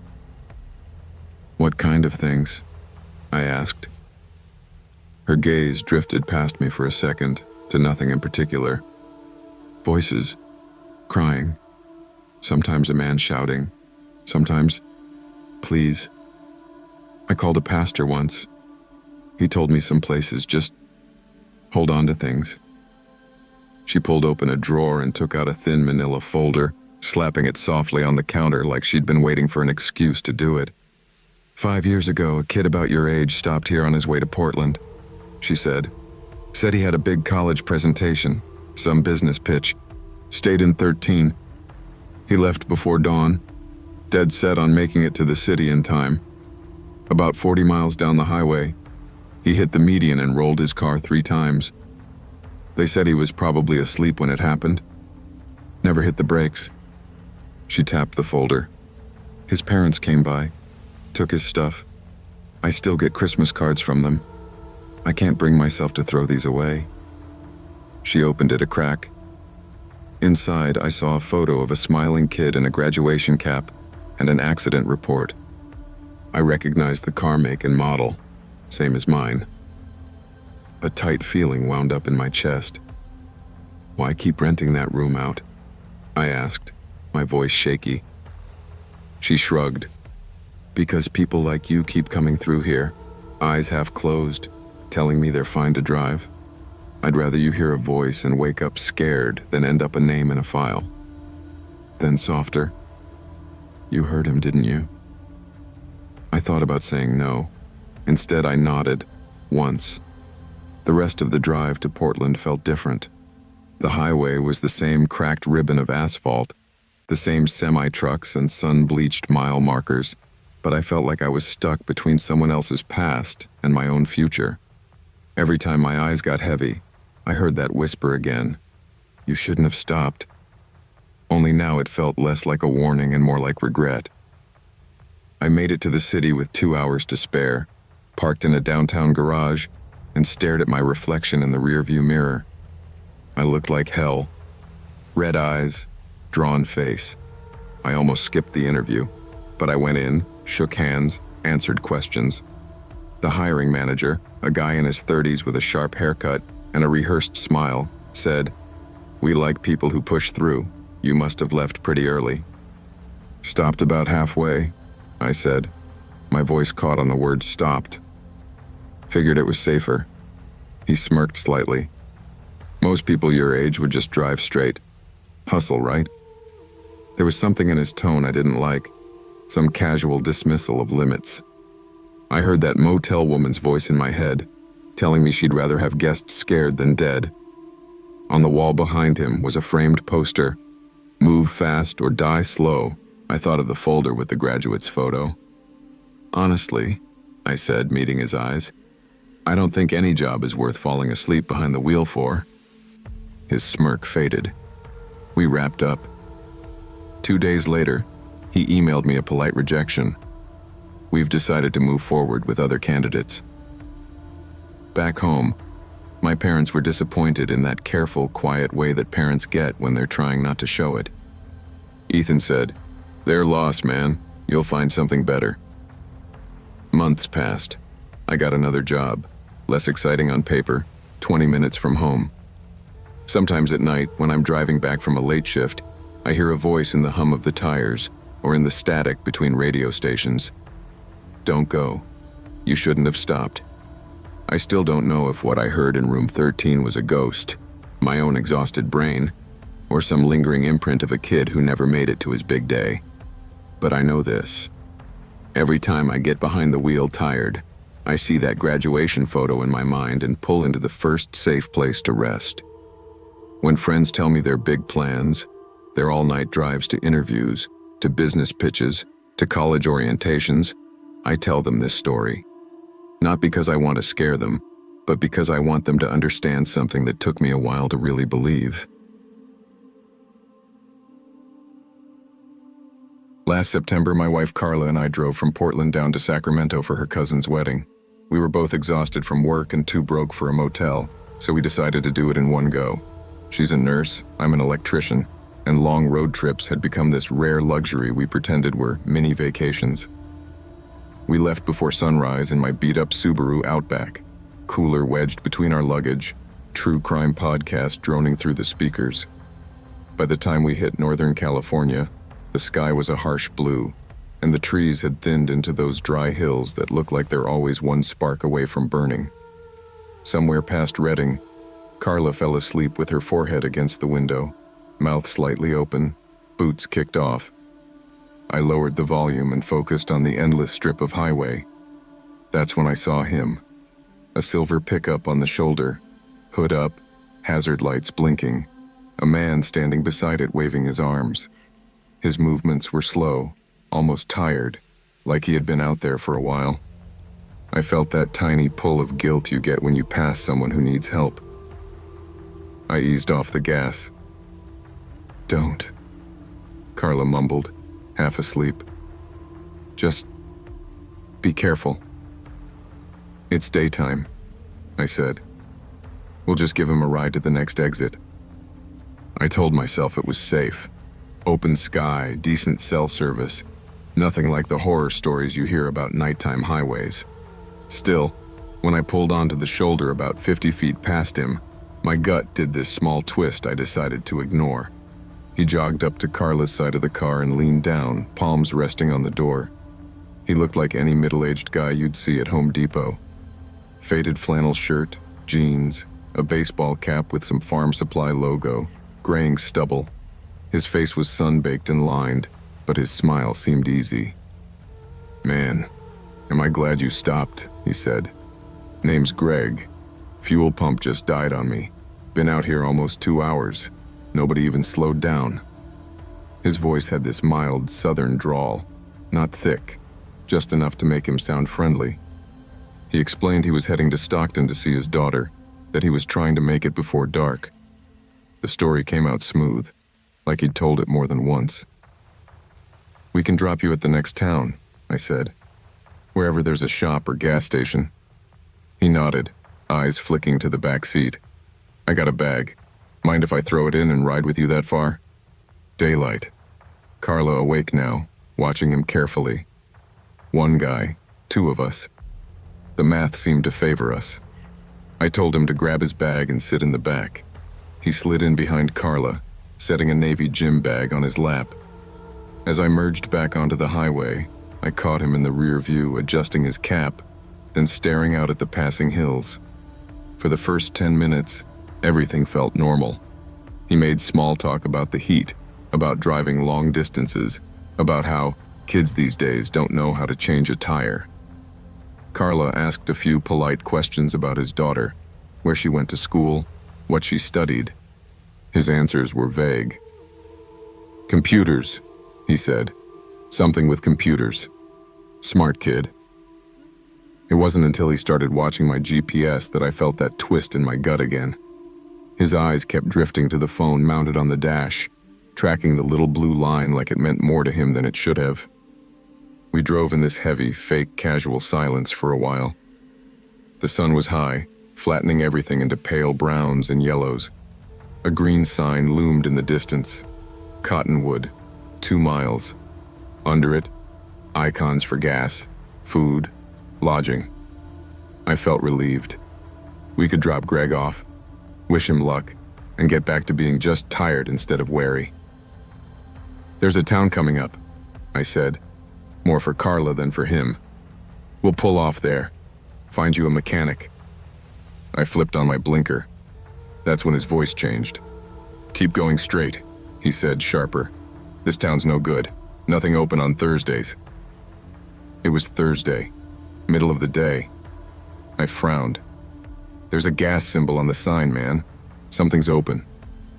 He leaned forward just enough that I could see his face in the mirror. The smile was gone. His eyes looked different, flatter, like the warmth had drained out of them. "I said keep going," he repeated, slower this time. "I know this stretch. Next decent place is like 30 miles. We're better off there." Carla shifted in her seat, angle of her shoulders changing. I could tell she felt it too now, that thin electric tension. "We'll stop here," she said firmly, not turning around. "You can get help from someone local." Greg didn't answer right away. He just stared at the back of her head. I could feel it, this cold intensity filling up the cabin. "I'm telling you," he said eventually, voice barely above a murmur. "Cottonwood is a bad idea." I took the exit anyway. The second I committed to the ramp, something behind me thudded softly, like a bag shifting on the seat. Carla's hand slid over and gripped my thigh under the wheel hard enough to hurt. She didn't say anything, But I knew we were thinking the same thing. We had made a mistake. Just not the one he thought. The off-ramp curved down toward a patchwork of gas stations and low buildings. Relief washed through me when I spotted a busy chevron on the right, cars at every pump, people moving around. Civilization, witnesses, cameras. Perfect, I said too brightly. We'll pull in there. My voice sounded wrong, like I was acting in a bad play. That's when Greg spoke again. Stop the car, he said. Not asked. Ordered. I didn't. I pretended I hadn't heard him. I said stop the car, he repeated louder. Something metallic clicked behind us. Carla went rigid. I glanced in the mirror and saw him holding a small folding knife, blade already out, resting point down against his thigh. His other hand gripped the handle of his gym bag too tight, knuckles pale. Pull into that lot, he said, nodding toward a dirt turnout before the gas station, half hidden by scrub and a broken sign. Not the chevron. Too crowded. Time slowed. I remember calculating the distance to the chevron, the speed we were going, the angle of his arm, how fast he might move if I tried to bolt. I remember thinking absurd things, like how much I still owed on the Subaru, and that my mom would kill me if she knew I had picked up a stranger. Carla spoke first. There are cameras at the gas station, she said, voice steady but low. We're going there. If you don't want to be seen, you can get out now. He laughed once, no humor in it. You think anyone's gonna help you? He asked. You think anybody cares? He leaned forward, knife now visible between the seats. Not lunging, just reminding us it was there. You ever hear about people vanishing off highways? He asked conversationally. It happens fast, faster than you'd think. The entrance to the chevron lot was coming up on the right. I made a decision I still replay in my head every night. I floored it and jerked the wheel hard toward the entrance. Greg lurched sideways with the momentum, slamming into the back door. Carla whirled and grabbed his wrist with both hands. For a second, the knife hovered, inches from my neck. Then the car bounced over the curb, and everything turned to chaos. The Subaru shot into the chevron lot at an angle, tires squealing. I aimed straight for the front of the store, where people were walking in and out. A guy at the pump yelled something as we fishtailed to a stop. Carla was still locked on Greg's arm, both of them struggling over the knife. Get out, she screamed at him. Drop it, and get out. He stopped fighting abruptly and went very still. For a heartbeat, the three of us just breathed, loud and ragged. Then Greg smiled. It was the most unsettling thing I'd ever seen, way worse than the knife. You're smarter than you look, he said softly. He folded the blade, slipped it into his pocket in one smooth motion, grabbed his gym bag and opened the door. Before he stepped out, he leaned in close to Carla's ear and whispered something I couldn't hear. Her face went white. He climbed out like this was all a minor inconvenience and walked away across the lot, casual, almost lazy. He didn't look back. No one else seemed to notice anything strange. Just another guy with a bag heading toward the road. Inside the store, the manager called 911 for us while Carla shook so hard she spilled coffee all over her hands. She told the operator everything, down to the way his voice changed near the exit, the way he insisted we skip the town. I gave a statement to the highway patrol who showed up 20 minutes later. They took it seriously, but without him brandishing the knife where anyone else could see, it felt like smoke in my hands. The officer said something that still curls in my stomach. We've had a couple weird reports in this area the past few months. People going missing between small towns. If you hadn't come off at a busy station, he let the sentence hang. That night, long after we made it safely to Sacramento, Carla told me what Greg had whispered. He said, "Another 30 miles and no one would have seen you again," she said. Then he told me, "You'll think about me every time you see a pickup." He was right. I do. I think about that knife, and the way he watched my GPS, and the way my own politeness almost got us killed. I think about how ordinary he looked standing there on the shoulder. Here's the part that haunts me most. A few weeks later, I saw a post on Reddit from someone in California talking about a man with a silver pickup and a broken-down story, asking for a ride. Different details, same pattern. People in the comments argued if it was real or not. Internet drama, entertainment. For me, it wasn't a story. It was the moment I understood how close a normal day can come to ending. You don't owe strangers access to your car, your time, or your safety just because they ask nicely. Help from a distance. Call for them. Report what you see. But trust that tight feeling in your gut. Fear is sometimes just your survival instinct trying to keep you alive. Back when I was 19, I thought bad things only happened to people on the news. I was a sophomore at a state college in Utah, stuck between a business degree I didn't care about and a social life that revolved around cheap beer and group chats. Spring break was coming up, and everyone was either flying somewhere expensive or going home. My best friend Taylor and I didn't have that kind of money, but we wanted out of town so badly it hurt. One night in the dorm lounge, we were scrolling through Google Maps when Taylor said, "San Francisco. We drive there, stay in some crappy motels, post a ton of photos, and make everyone back here jealous." It sounded ridiculous and perfect. I had an old Civic my uncle sold me for cheap. She had a credit card with barely any limit. We threw together a plan that mostly consisted of head west and figure it out. My mom, on the phone, said, "Don't drive at night, and don't stop in the middle of nowhere if you can help it." I told her I'd be smart. I believed it when I said it. We left on a Thursday afternoon, snacks in the back seat, playlists loaded, the kind of slightly desperate happiness only college kids with nothing figured out can manage. The first part of the drive was almost fun. Mountains, open sky, laughing about dumb professors. We were 4 hours in when we hit the stretch of I-70 that feels like the world just falls away into silence. It was just past 8 p.m. when we pulled off at this small gas station near the Utah-Colorado line. The sun had dropped, but hadn't fully committed to night yet. That weird, in-between light made everything look flatter, like a backdrop. Taylor went inside for snacks while I pumped gas. There was another car at the far pump, a faded red Jetta with two girls about our age, laughing about something on a phone. For a minute, I felt that weird twin feeling, like we were all copies of each other on slightly different timelines. Then I noticed him. He was at the pump behind them in a dark green pickup, maybe late 30s, maybe early 40s. Work boots, trucker cap, tan lines you only get from being outside all day. Nothing about him was special except his eyes. He wasn't just glancing at the girls, he was staring. Hard. His face was blank, but his eyes flicked between them with this dead focus that made the hair on my arms stand up. I told myself I was judging. He could have been daydreaming, zoned out. Then one of the girls dropped something, bent down to grab it, and I watched his gaze follow the movement in this slow, hungry way that had nothing to do with being distracted. Taylor came back out carrying chips and a giant soda. "You good?" she asked, seeing my face. "Yeah," I lied. "Just tired."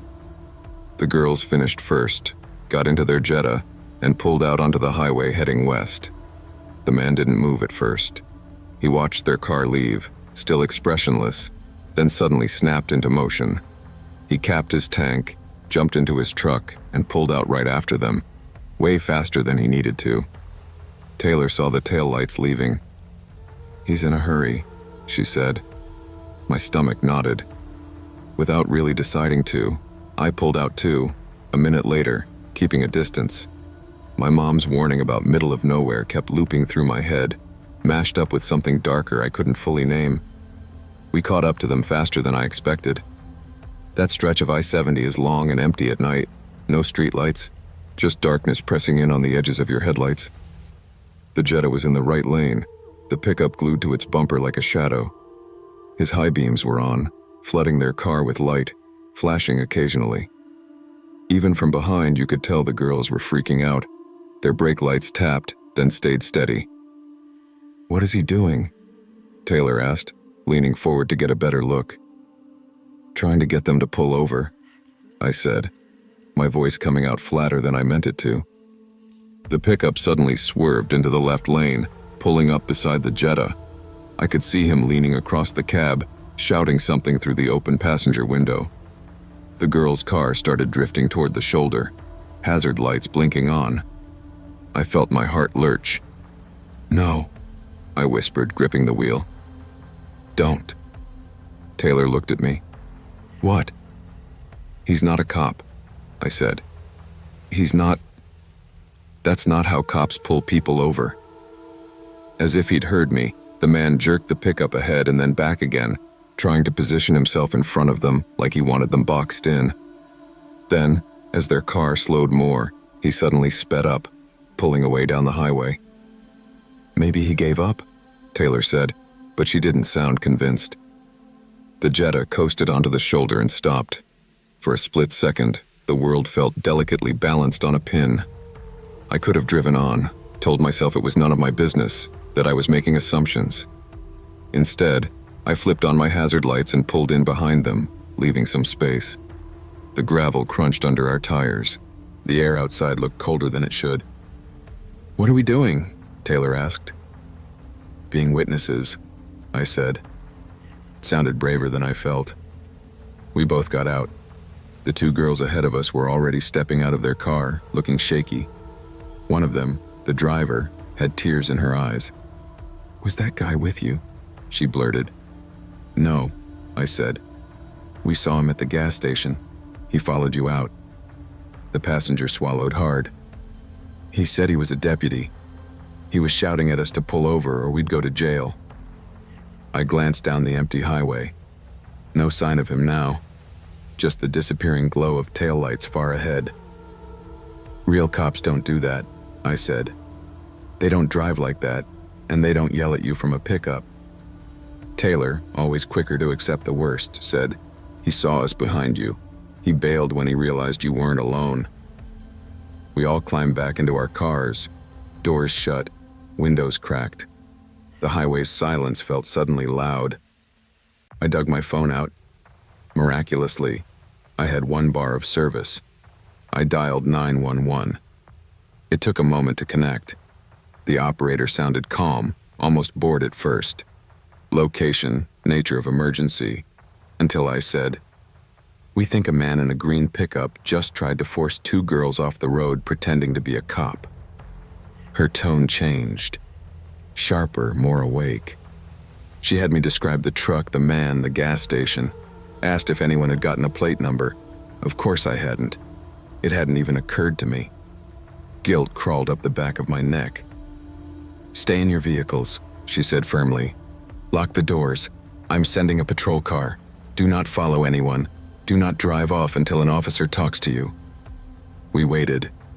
10 minutes felt like an hour. Every set of approaching headlights made my chest tighten. I kept imagining the green pickup circling back, pulling in behind us this time, pinning us on the shoulder with no other cars around. When a patrol SUV finally rolled up with real red and blue lights, I almost cried. The officer was a woman about my mom's age. She came to my window first, flashlight beam carefully low so she didn't blind me. I explained everything again while she took notes. "You did the right thing," she said. "Too many people see something off and just keep going." "Was he really pretending to be a cop?" I asked. "We don't know yet," she said. "But we've had a few calls over the years about someone out here doing traffic stops that aren't official." She glanced back at the girl's car. "You may have scared him off permanently." Later, when she stepped a few feet away to talk to the dispatcher on her radio, I heard a piece of something I still think about. A binational warning had gone out about a man in a dark pickup on rural highways in 2 states, approaching female drivers alone at night. No badge, no uniform, just a story, a tone of voice, and the implied threat of what might happen if you didn't obey. When she came back, she told us, "If anyone ever tries to pull you over and it doesn't feel right, call 911. You can drive to a lit, public place. Real officers know that. We'd rather you be cautious than compliant with the wrong person." We nodded. We all said we understood. I'm not sure we fully did at the time. We made it to San Francisco the next day, and on the surface the trip went how you'd expect. Photos on the Golden Gate Bridge, clam chowder in sourdough bowls, long walks up ridiculous hills, pretending we were cooler and more put together than we were. But every time we saw a dark pickup, Taylor would go quiet for a second. Every time someone slowed too close behind us, my hands tightened on the wheel. On the way back, we refused to drive at night. We stuck to daylight and gas stations with lots of cars. Months later, back at school, the whole thing started to feel like something we'd exaggerated. My brain tried to file it away under weird but harmless. Then one night I saw a post online about a girl in another state who disappeared after texting her roommate that she'd been pulled over by some cop in a truck. It hit me in the chest like a fist. I don't know if it was the same guy. I don't know if the man we saw ever hurt anyone, or if we just caught him in the early testing stage of something worse. What I do know is that fear has a smell. I smelled it on those girls. I feel it again anytime someone jokes about being paranoid for not pulling over on a deserted road. I've told this story on forums, in comments, in late-night conversations with people I barely know. Sometimes I get accused of making it up for attention. Sometimes people thank me. I'm not posting this because I think I'm a hero. I'm posting it because I almost did what most people do. I almost looked away. I almost convinced myself it was none of my business, that I was overreacting, that surely nothing would happen. If you ever see something that twists your gut like that man did mine, listen to it. Be the extra set of headlights. Be the reason someone doesn't end up as a missing person flyer.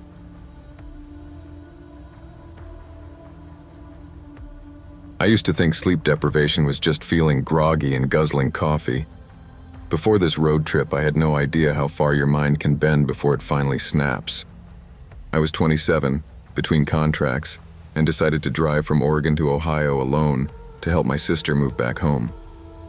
Money was tight, so I skipped flights and hotels, planning to sleep in my car at rest areas. 3 days, almost 2,400 miles. I told myself it would be fine. I'd done long drives before, but I'd never done them with a brain already frayed by weeks of stress, a breakup, and the kind of quiet depression you only admit to yourself at 2 a.m. I left with a full tank and an empty head, not realizing one would drain a lot faster than the other. By the time I hit Idaho, the sun was sinking, and so was my focus. I pulled into a small rest area that looked decent enough. 2 semis, a pickup, and me. I used the bathroom, grabbed a soda from the vending machine, then sat in my car scrolling my phone. A sedan pulled in and parked 2 spaces away. The driver, a guy in his late 40s with a baseball cap and a plain gray hoodie, walked past my car and gave me a tight, oddly delayed smile. His eyes didn't match it. "Long drive?" he asked, pausing by my window. "Yeah," I answered, keeping my voice neutral. "Cross country?" He nodded too slowly. "Dangerous to do that alone." Something about the way he said alone made my skin crawl. I muttered something about needing sleep and reclined my seat, pretending to settle in. After a minute, I peeked through the side of my jacket and saw him still there, just standing by his sedan, watching my car like he was waiting for something that involved me. I didn't stay. My gut wouldn't let me. I sat up, started the car, and pulled out. In my mirror, I saw him move quickly back to his sedan. I told myself I was imagining him rushing to follow me. I put on a podcast to drown out my thoughts and watched the fuel gauge edge closer to empty. I'd meant to fill up at the last town, but kept thinking I'd stop at the next one. The exits started getting more spread out, and the reassuring glow of gas station signs disappeared. 30 minutes later, my gas light blinked on. The road around me was just black, with only my headlights carving out a small tunnel of safety. My eyes burned, my hands shook, and every shadow on the shoulder looked like someone standing there. I saw a sign that said, "Next service is 32 miles, right as my engine coughed. "You've got to be kidding me," I whispered.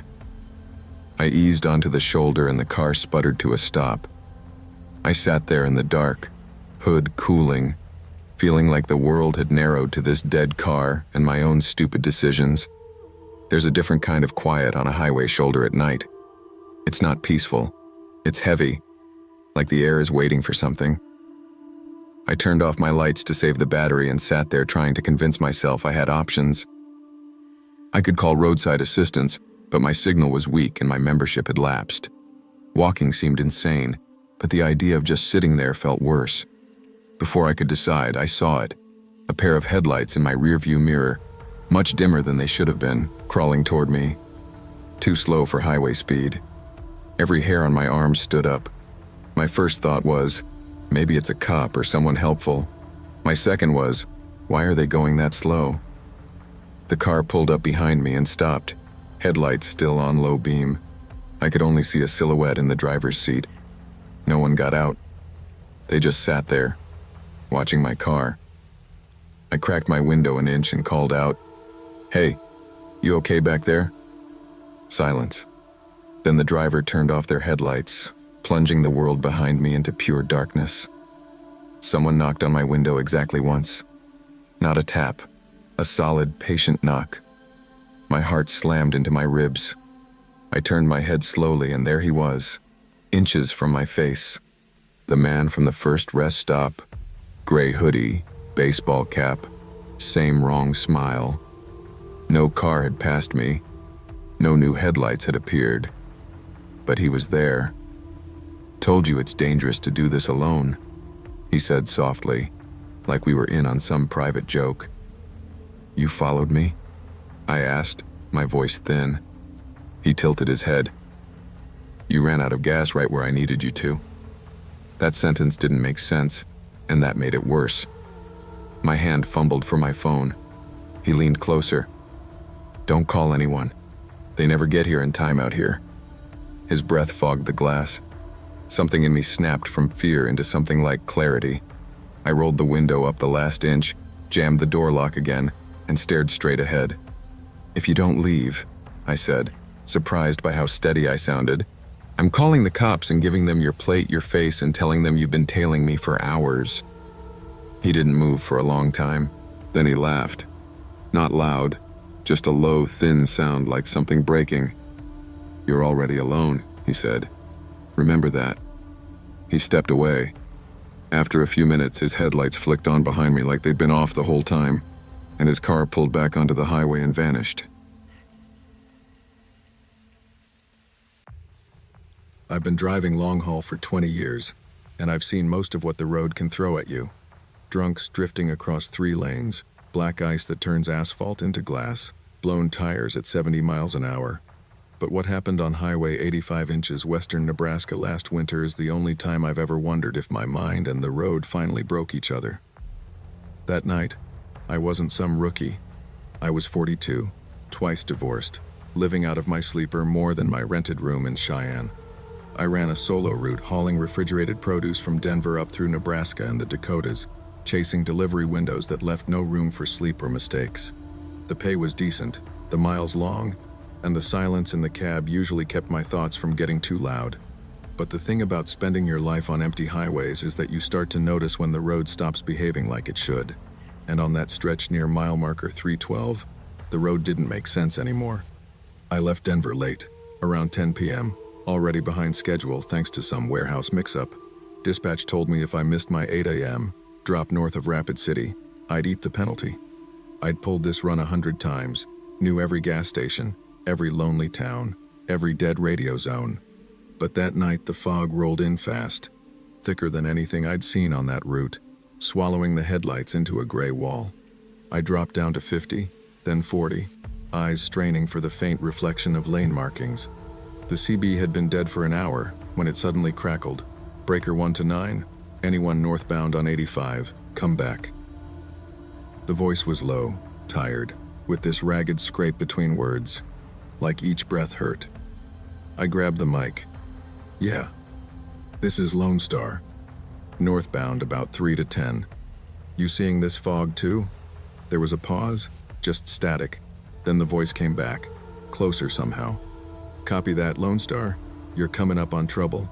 Slow it down to 30. There's a rig sideways across both lanes around 312. You got maybe a mile. I eased off the throttle, heart kicking up. You sure? I asked. Ain't seen tail lights in half an hour. The guy answered with a dry little laugh that turned into a cough so bad I thought he'd dropped the mic. Been running this stretch since '85, friend, I'm sure. Black Volvo with a white reefer, company out of Kansas City. Driver's okay, but she's blocking the whole damn road. You'll see her soon enough. I flicked on my hazards, dropped to 30, fingers aching on the wheel. The fog got thicker, swallowing my high beam so bad I switched back to low. Somewhere under the hum of my engine I realized my chest felt tight, like the air got heavier. Another call from the radio. You're at 311 now. Start hugging the center line. There's a narrow shoulder on the left. You can squeeze through. I glanced at the odometer and my stomach dropped. The last marker I'd passed said 297, not 311. There shouldn't have been a 311 yet. I hadn't driven that far. My log time didn't match. Still, my hands kept doing what the voice told me. A shadow formed in the mist ahead, huge and flat across the road like the silhouette of a toppled building. My headlights slid across the reflective tape of a trailer sprawled sideways, exactly where the voice said. White reefer, black Volvo cab. I swore out loud. My rig's ABS kicked in as I braked, my trailer twitching but holding straight. I crept left, wheels kissing the rumble strip, barely squeezing past. As I rolled by, I saw the other driver standing outside her truck, phone to her ear, staring at me like she'd seen a ghost. On the CB, the voice wheezed again. Told you, Lone Star, you're clear now. Fog'll break after the curve at 313. Watch the shoulder, it crumbles there. Learned that the hard way in '99. I asked. You parked up ahead? The answer came slow, thick. Nah, I'm out here same as you. Old burgundy Kenworth W900 with a silver stripe. Name's Hank. Most folks call me Rust Bucket on the wire. As I passed the wreck, I checked both mirrors. Through the fog, maybe 30 yards back, I thought I saw it.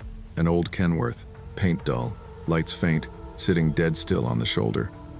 Then the CB popped and went silent. When I finally rolled into the receiving dock after sunrise, the fog already felt like a bad dream. The wreck stuck with me though. So after unloading, I called the Nebraska State Patrol to report it. The trooper on the line listened, then asked me to hold. When he came back, his voice had that careful tone cops use when they think you're unstable. Sir, we've checked our logs and DOT alerts. There was no accident near mile 312 last night. No lane closures. Are you sure about the location? I was. I could still see the Kansas City logo on that trailer. Later, at a truck stop, I asked a couple drivers if they'd heard a guy called Rust Bucket on Channel 19. One old-timer went real quiet. Hank Rust Bucket Carson? He asked. Died out here in '09. Heart attack at the wheel. Burgundy Kenworth W900. They pulled him out near mile 312. Foggy night. He used to say that curve would kill him. I didn't sleep much after that. I dug around online for hours. Sheriff's reports, obituaries. And in the middle of some old trucking forum, I found a thread from 2014. 3 different drivers talking about a raspy voice named Rust Bucket warning them about hazards that didn't make the official logs but turned out real. One guy swore Hank talked him through black ice. Another mentioned his odometer not matching the mile markers after the call. My own logs had the same kind of gap that night. These days, if dispatch wants me on 85 in heavy fog, I turn it down. I'll eat the lost miles. I don't pretend to know if Hank's out there, or if the road itself is playing tricks on drivers who are tired enough to listen. All I know is this. Something warned me about that wreck. Something that shouldn't have been there. I'd been driving professionally for less than a year when it happened, still in that phase where every mistake feels like it might end your whole career. I was 23, running regional routes out of Idaho in a tired old Volvo that smelled like diesel, burnt coffee, and whatever the last guy spilled under the bunk. My first 6 months had been rough. I'd clipped a pole at a shipper, misjudged a turn and taken out a mailbox, and once forgot to crank my landing gear all the way up, dragging it 10 miles and chewing it to hell. My dispatcher rode me hard, and I was terrified of losing the only job that made me feel worth a damn. So I pushed myself stupid. I'd run my 11 hours to the second, then sit there twitching, convincing myself I could squeeze in just a little more. Every safety video I watched, Felt like it was scolding some other idiot, not me. I thought I was tougher than fatigue, smarter than bad weather. That's the thing about being young on the road. You don't know how much you don't know until it almost kills you. It was late November, raining the way it only seems to rain in the Pacific Northwest, sideways and endless. I'd picked up a load of dry goods in Boise and was headed west on I-84 toward Portland. The dispatcher had warned me it was tight on hours, but if I made good time and didn't waste it at the pump, I'd beat the 11-hour limit and snag a bonus. I was obsessed with that bonus. Rent was due, my card was near maxed, and I'd been eating discount ramen for weeks, so I drove like every minute mattered. That morning, the sky was a uniform slab of gray, the kind that feels like it's resting on your shoulders. The wipers squeaked and thumped, never quite keeping up. Trucks passed me, then vanished into mist, their taillights smearing red across my windshield. Around noon, I felt the first wave of exhaustion. That big, rolling yawn that makes your jaw pop. I told myself I'd stop at a rest area after the next hour, then the next, then the next. My logbook said I was fine. My body said I was lying. By the time I crossed into Oregon, my eyes burned and every mile marker felt further apart than the last. It was mid-afternoon, but the sky made it look like dusk.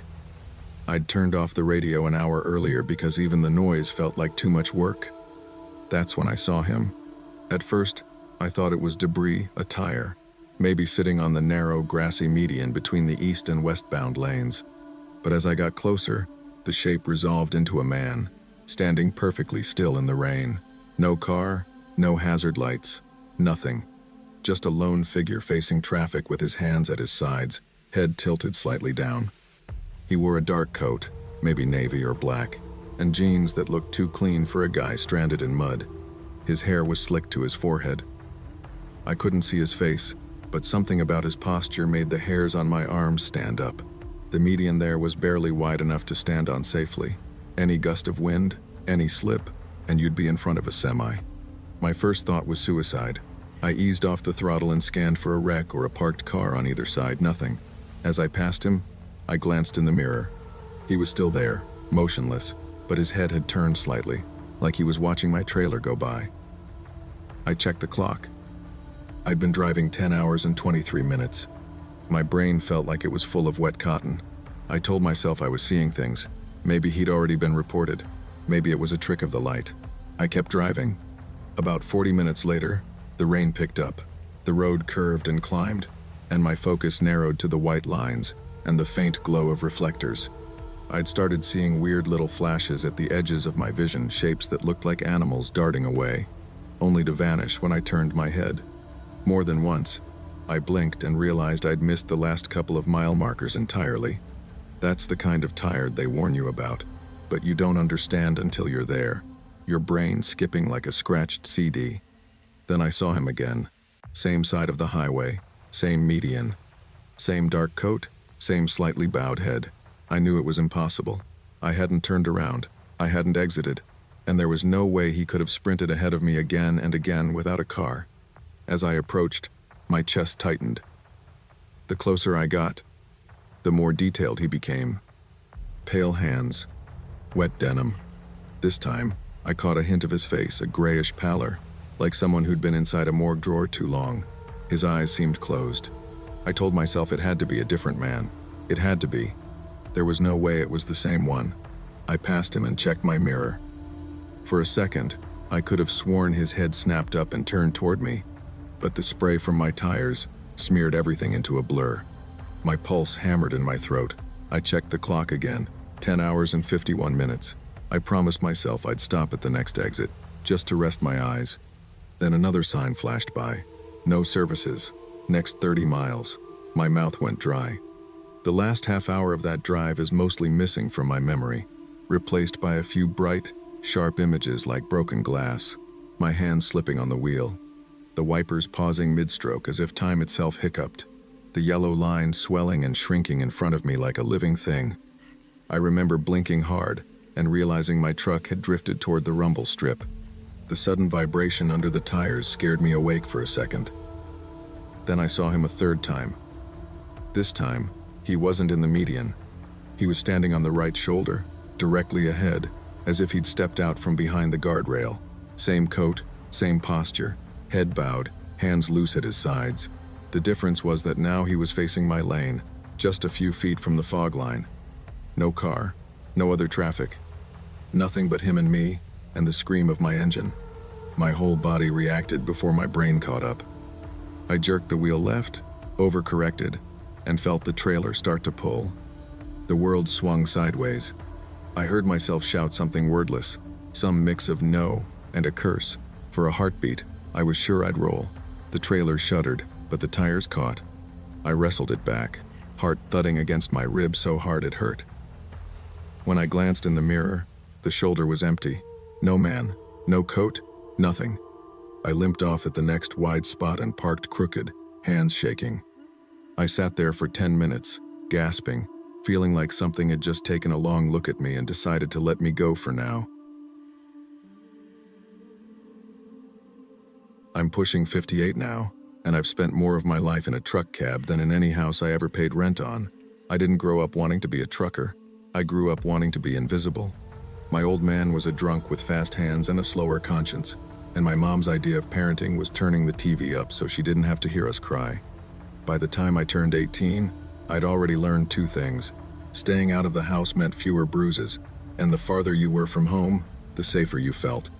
I dropped out of community college after one semester when I realized I spent more time sleeping in my car than in class. A guy I unloaded freight for told me I could make decent money driving and, more importantly, always be anywhere but home. That sounded like heaven. I took what little I had, got my CDL, and climbed into my first beat-up Freightliner. Over the years, the road became my whole world. Diners, truck stops, motel parking lots, they all blurred together into one long, humming memory. Most of my stories are about late-night runs, weird weather, and drivers who shouldn't be trusted with a lawnmower, let alone an 18-wheeler. But there's one night on I-90 inches Montana that still makes my hands sweat when I think about it. Like the fear got trapped in the cab with me and never really left. It was late October, about 10 years back, somewhere between Billings and Missoula. That stretch of I-90 can feel like another planet after midnight. Just you, your headlights, and a whole lot of black. It was about 2:30 a.m., cold enough that the windshield frost started creeping inward at the corners. I was hauling a half-load of appliances westbound, cruise control at 65, talk radio low. The CB was dead quiet. I hadn't passed another truck in 20 minutes. That's when I saw something that didn't belong. At first, it looked like a trash bag blowing along the shoulder. Then it moved wrong, too slow, too deliberate. I dipped my high beams and saw a figure crouched in the drainage ditch between the highway and the fence line. Just a white smear against the dead grass. I eased off the throttle without even thinking. That old, stupid part of me that still believes in helping people waking up. As I got closer, I realized it was a girl. Maybe 19 or 20.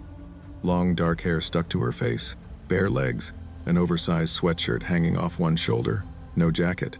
She was hugging her knees, shaking. No car, no lights, just her and the cold and the empty road. Every trucker knows better than to stop for strangers in the middle of nowhere.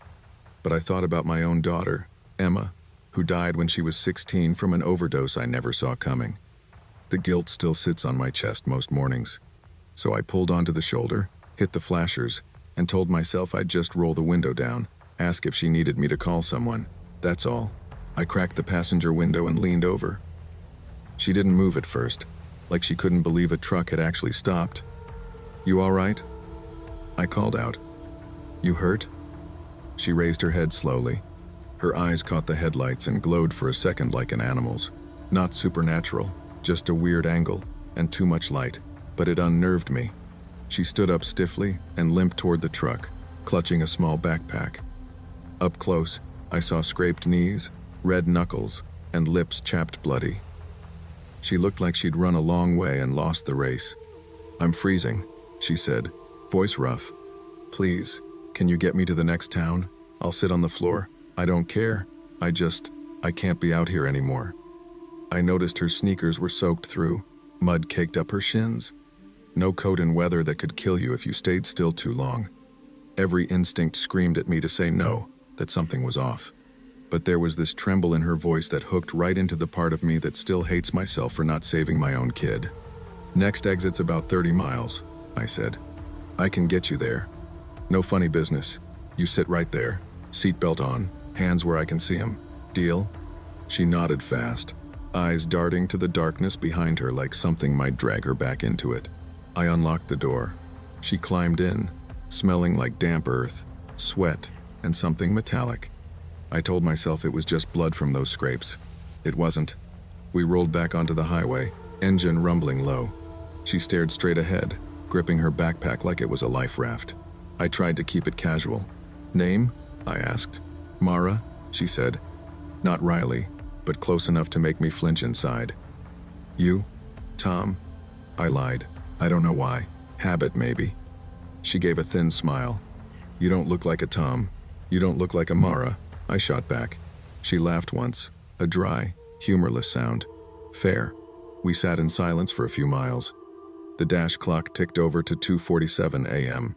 Every so often, she'd glance at my hands on the wheel, then at my face, like she was studying me. "You married?" she finally asked.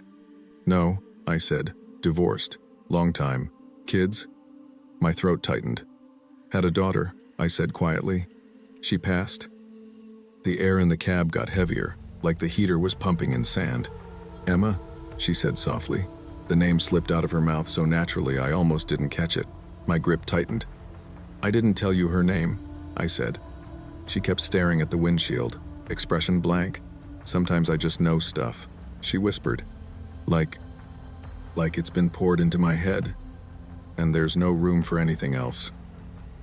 Her hand slid off the backpack and I saw bruises around her wrist. Ring-shaped, like someone had grabbed her hard. "Guy I was with didn't like when I talked about it," she added. "Said I was making things up. Said I was crazy." "Was he the one that left you out there?" I asked. She smiled then, slow and cold. "No, he didn't leave me." She turned her head, met my eyes. "He's not going anywhere." The next few minutes felt like driving through wet cement. Traffic was non-existent, just the sound of my engine and her breathing. I didn't ask what she meant. I didn't want to. But the question bloomed in my chest anyway. "What's in the bag, Mara?" I finally asked. She tilted it toward me, unzipped it halfway, then stopped. "You picked me up," she said. "You wanted to feel like a savior, a good guy. But good guys don't stay good if they know everything.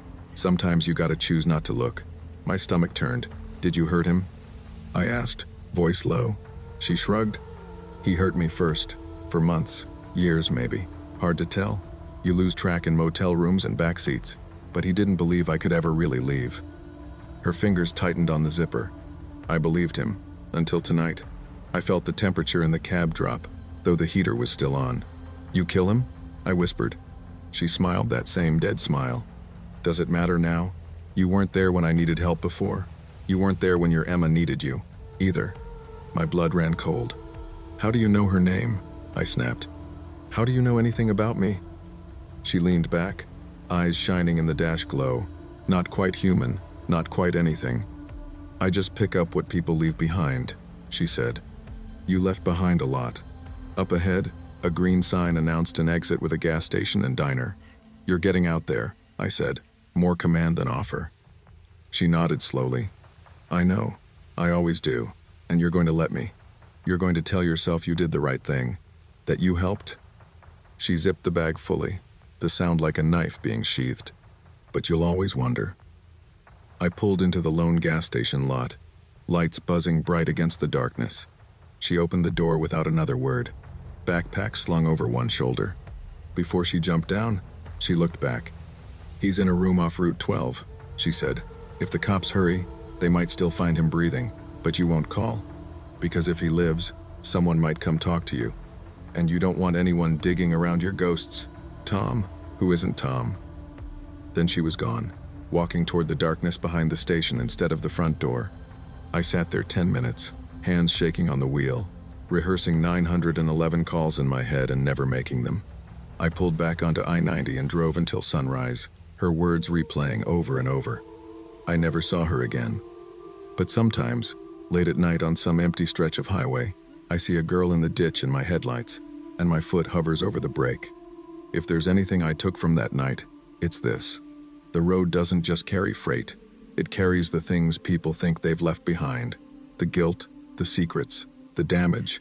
They ride shotgun, whether you want them to or not. Stopping for someone can save a life, but it can also confront you with the parts of yourself you've spent years trying to outrun. You can't fix every broken person you meet, and you sure as hell can't fix the past. But you do have one job. When you see someone drowning, at least try to throw the rope and be honest about whether you really did everything you could. The monsters on the highway aren't always hitchhikers or killers. Sometimes they're the choices you didn't make, staring back at you from the rearview mirror.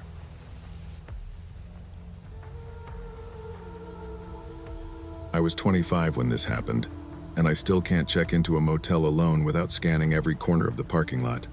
My dad was turning 60, and my family was throwing him a surprise party back in Tennessee. I was living in Colorado then, broke, and trying to climb out of a mess of student debt and a failed startup. Flights were too expensive, so I told myself I'd make it a cheap adventure and drive the whole way over 3 days. No hotels if I could help it, just motels and maybe sleeping in the car if I had to. I'd done solo trips before, but always in familiar states, close to people I knew. This time I'd be crossing big stretches of land where I didn't know a soul. At the time, that sounded kind of poetic. Looking back, it just meant, if anything went wrong, it would take a long time for anyone to even realize I was missing. The first day went smooth enough. Long, boring, but smooth. By late evening, I rolled into a small town off the interstate, the kind with one strip of chain restaurants and a few worn motels. I chose the cheapest one that didn't look like the ceiling would cave in, paid cash, and got a key card. The hallway smelled like old smoke and cheap cleaner. I slept hard. The next morning, I opened my door with my suitcase in hand and almost walked smack into a man standing directly outside my room. He was mid-42s, wearing a faded red flannel, jeans, and a trucker hat, gray stubble, pale eyes with heavy bags under them. "Whoa, sorry," I said, stepping back. He didn't move right away, just looked at me up and down like he was trying to place me. Then he smiled, too slow, too wide. "Morning," he said. "Didn't mean to startle you." He stepped aside an inch. Not enough to really clear the doorway. As I squeezed past with my suitcase, I felt his eyes on me in a way that made my skin feel too tight. He didn't go into any room. He just stood in the hallway, watching, while I walked out to the parking lot. When I loaded the trunk and glanced back, he was at the end of the walkway, leaning on the railing, staring down at my car. I told myself he was just weird. There are weird people everywhere, but I still left faster than I'd planned. The second day was supposed to be the longest push, 10 hours to shave time off the last day. I stopped at a diner, got coffee, tried to shake off the uneasy feeling from the motel. A few hours into the drive, I pulled into a gas station in the middle of nowhere. Just 4 pumps, 1 flickering light, and a grimy little store. I filled my tank and went inside for another coffee. When I came back out, there was a deep red, older Corolla pulled in behind my car, almost close enough to bump it. No one was at the pump. The windshield had a dark tint strip across the top, and the rest of the glass caught the overhead light just right to make it impossible to see inside. I hesitated, then told myself again that I was being dramatic. People park weird. Whatever. I unplugged the pump, walked around the back of my car, and felt the hairs rise on my neck like someone inside that red car was staring holes into me. As soon as I pulled out of the lot, the Corolla rolled forward and followed. At first, it stayed a few cars back. Then the traffic thinned as the sky darkened, and for long stretches it was just me and that pair of headlights in my mirror, sitting at a careful, constant distance. By the time full dark settled in, I'd been driving almost 9 hours. That jittery, wired feeling gave way to a heavy, slow ache behind my eyes. Every time an oncoming car passed, their headlights felt like knives. I kept telling myself I'd stop at the next town, but the exits got farther apart and more empty. No services, no lights, just names of roads leading into blackness. The red car still hovered behind me, dropping back whenever I changed lanes, then drifting up again a few minutes later. I tried to convince myself I was making a pattern where there wasn't one. It's easy to get paranoid when you're tired. Eventually, A sign for a gas station appeared. One lonely icon under exit 214. No brand, no food, just gas. I took the exit, praying for a bright, busy station. Instead, I found a single-story building with barred windows and 4 pumps under a buzzing canopy. The convenience store lights were off. A handwritten closed sign was taped crookedly on the door.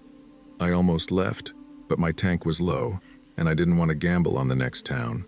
I told myself I'd just top off and go. I got out, started the pump, and that's when I saw, reflected in the smeared glass of the store windows, a pair of headlights turning down the exit ramp. The red Corolla pulled into the lot faster than any car needed to at an empty, closed gas station. It didn't go to a pump. It drove directly next to my driver's side, close enough that if I opened my door, it would hit their passenger door. I yanked the nozzle out, jammed it back on the pump without even checking the total, and dove into my car, locking the doors in the same motion. The passenger door of the red car flew open, and a man stepped out, coming straight to my window with purposeful strides. It was the man from the motel, wearing the same faded flannel. He grabbed my door handle and pulled hard, then again, like he couldn't process that it was locked. Our eyes met for a second, and there was recognition on both sides. His mouth curled up into this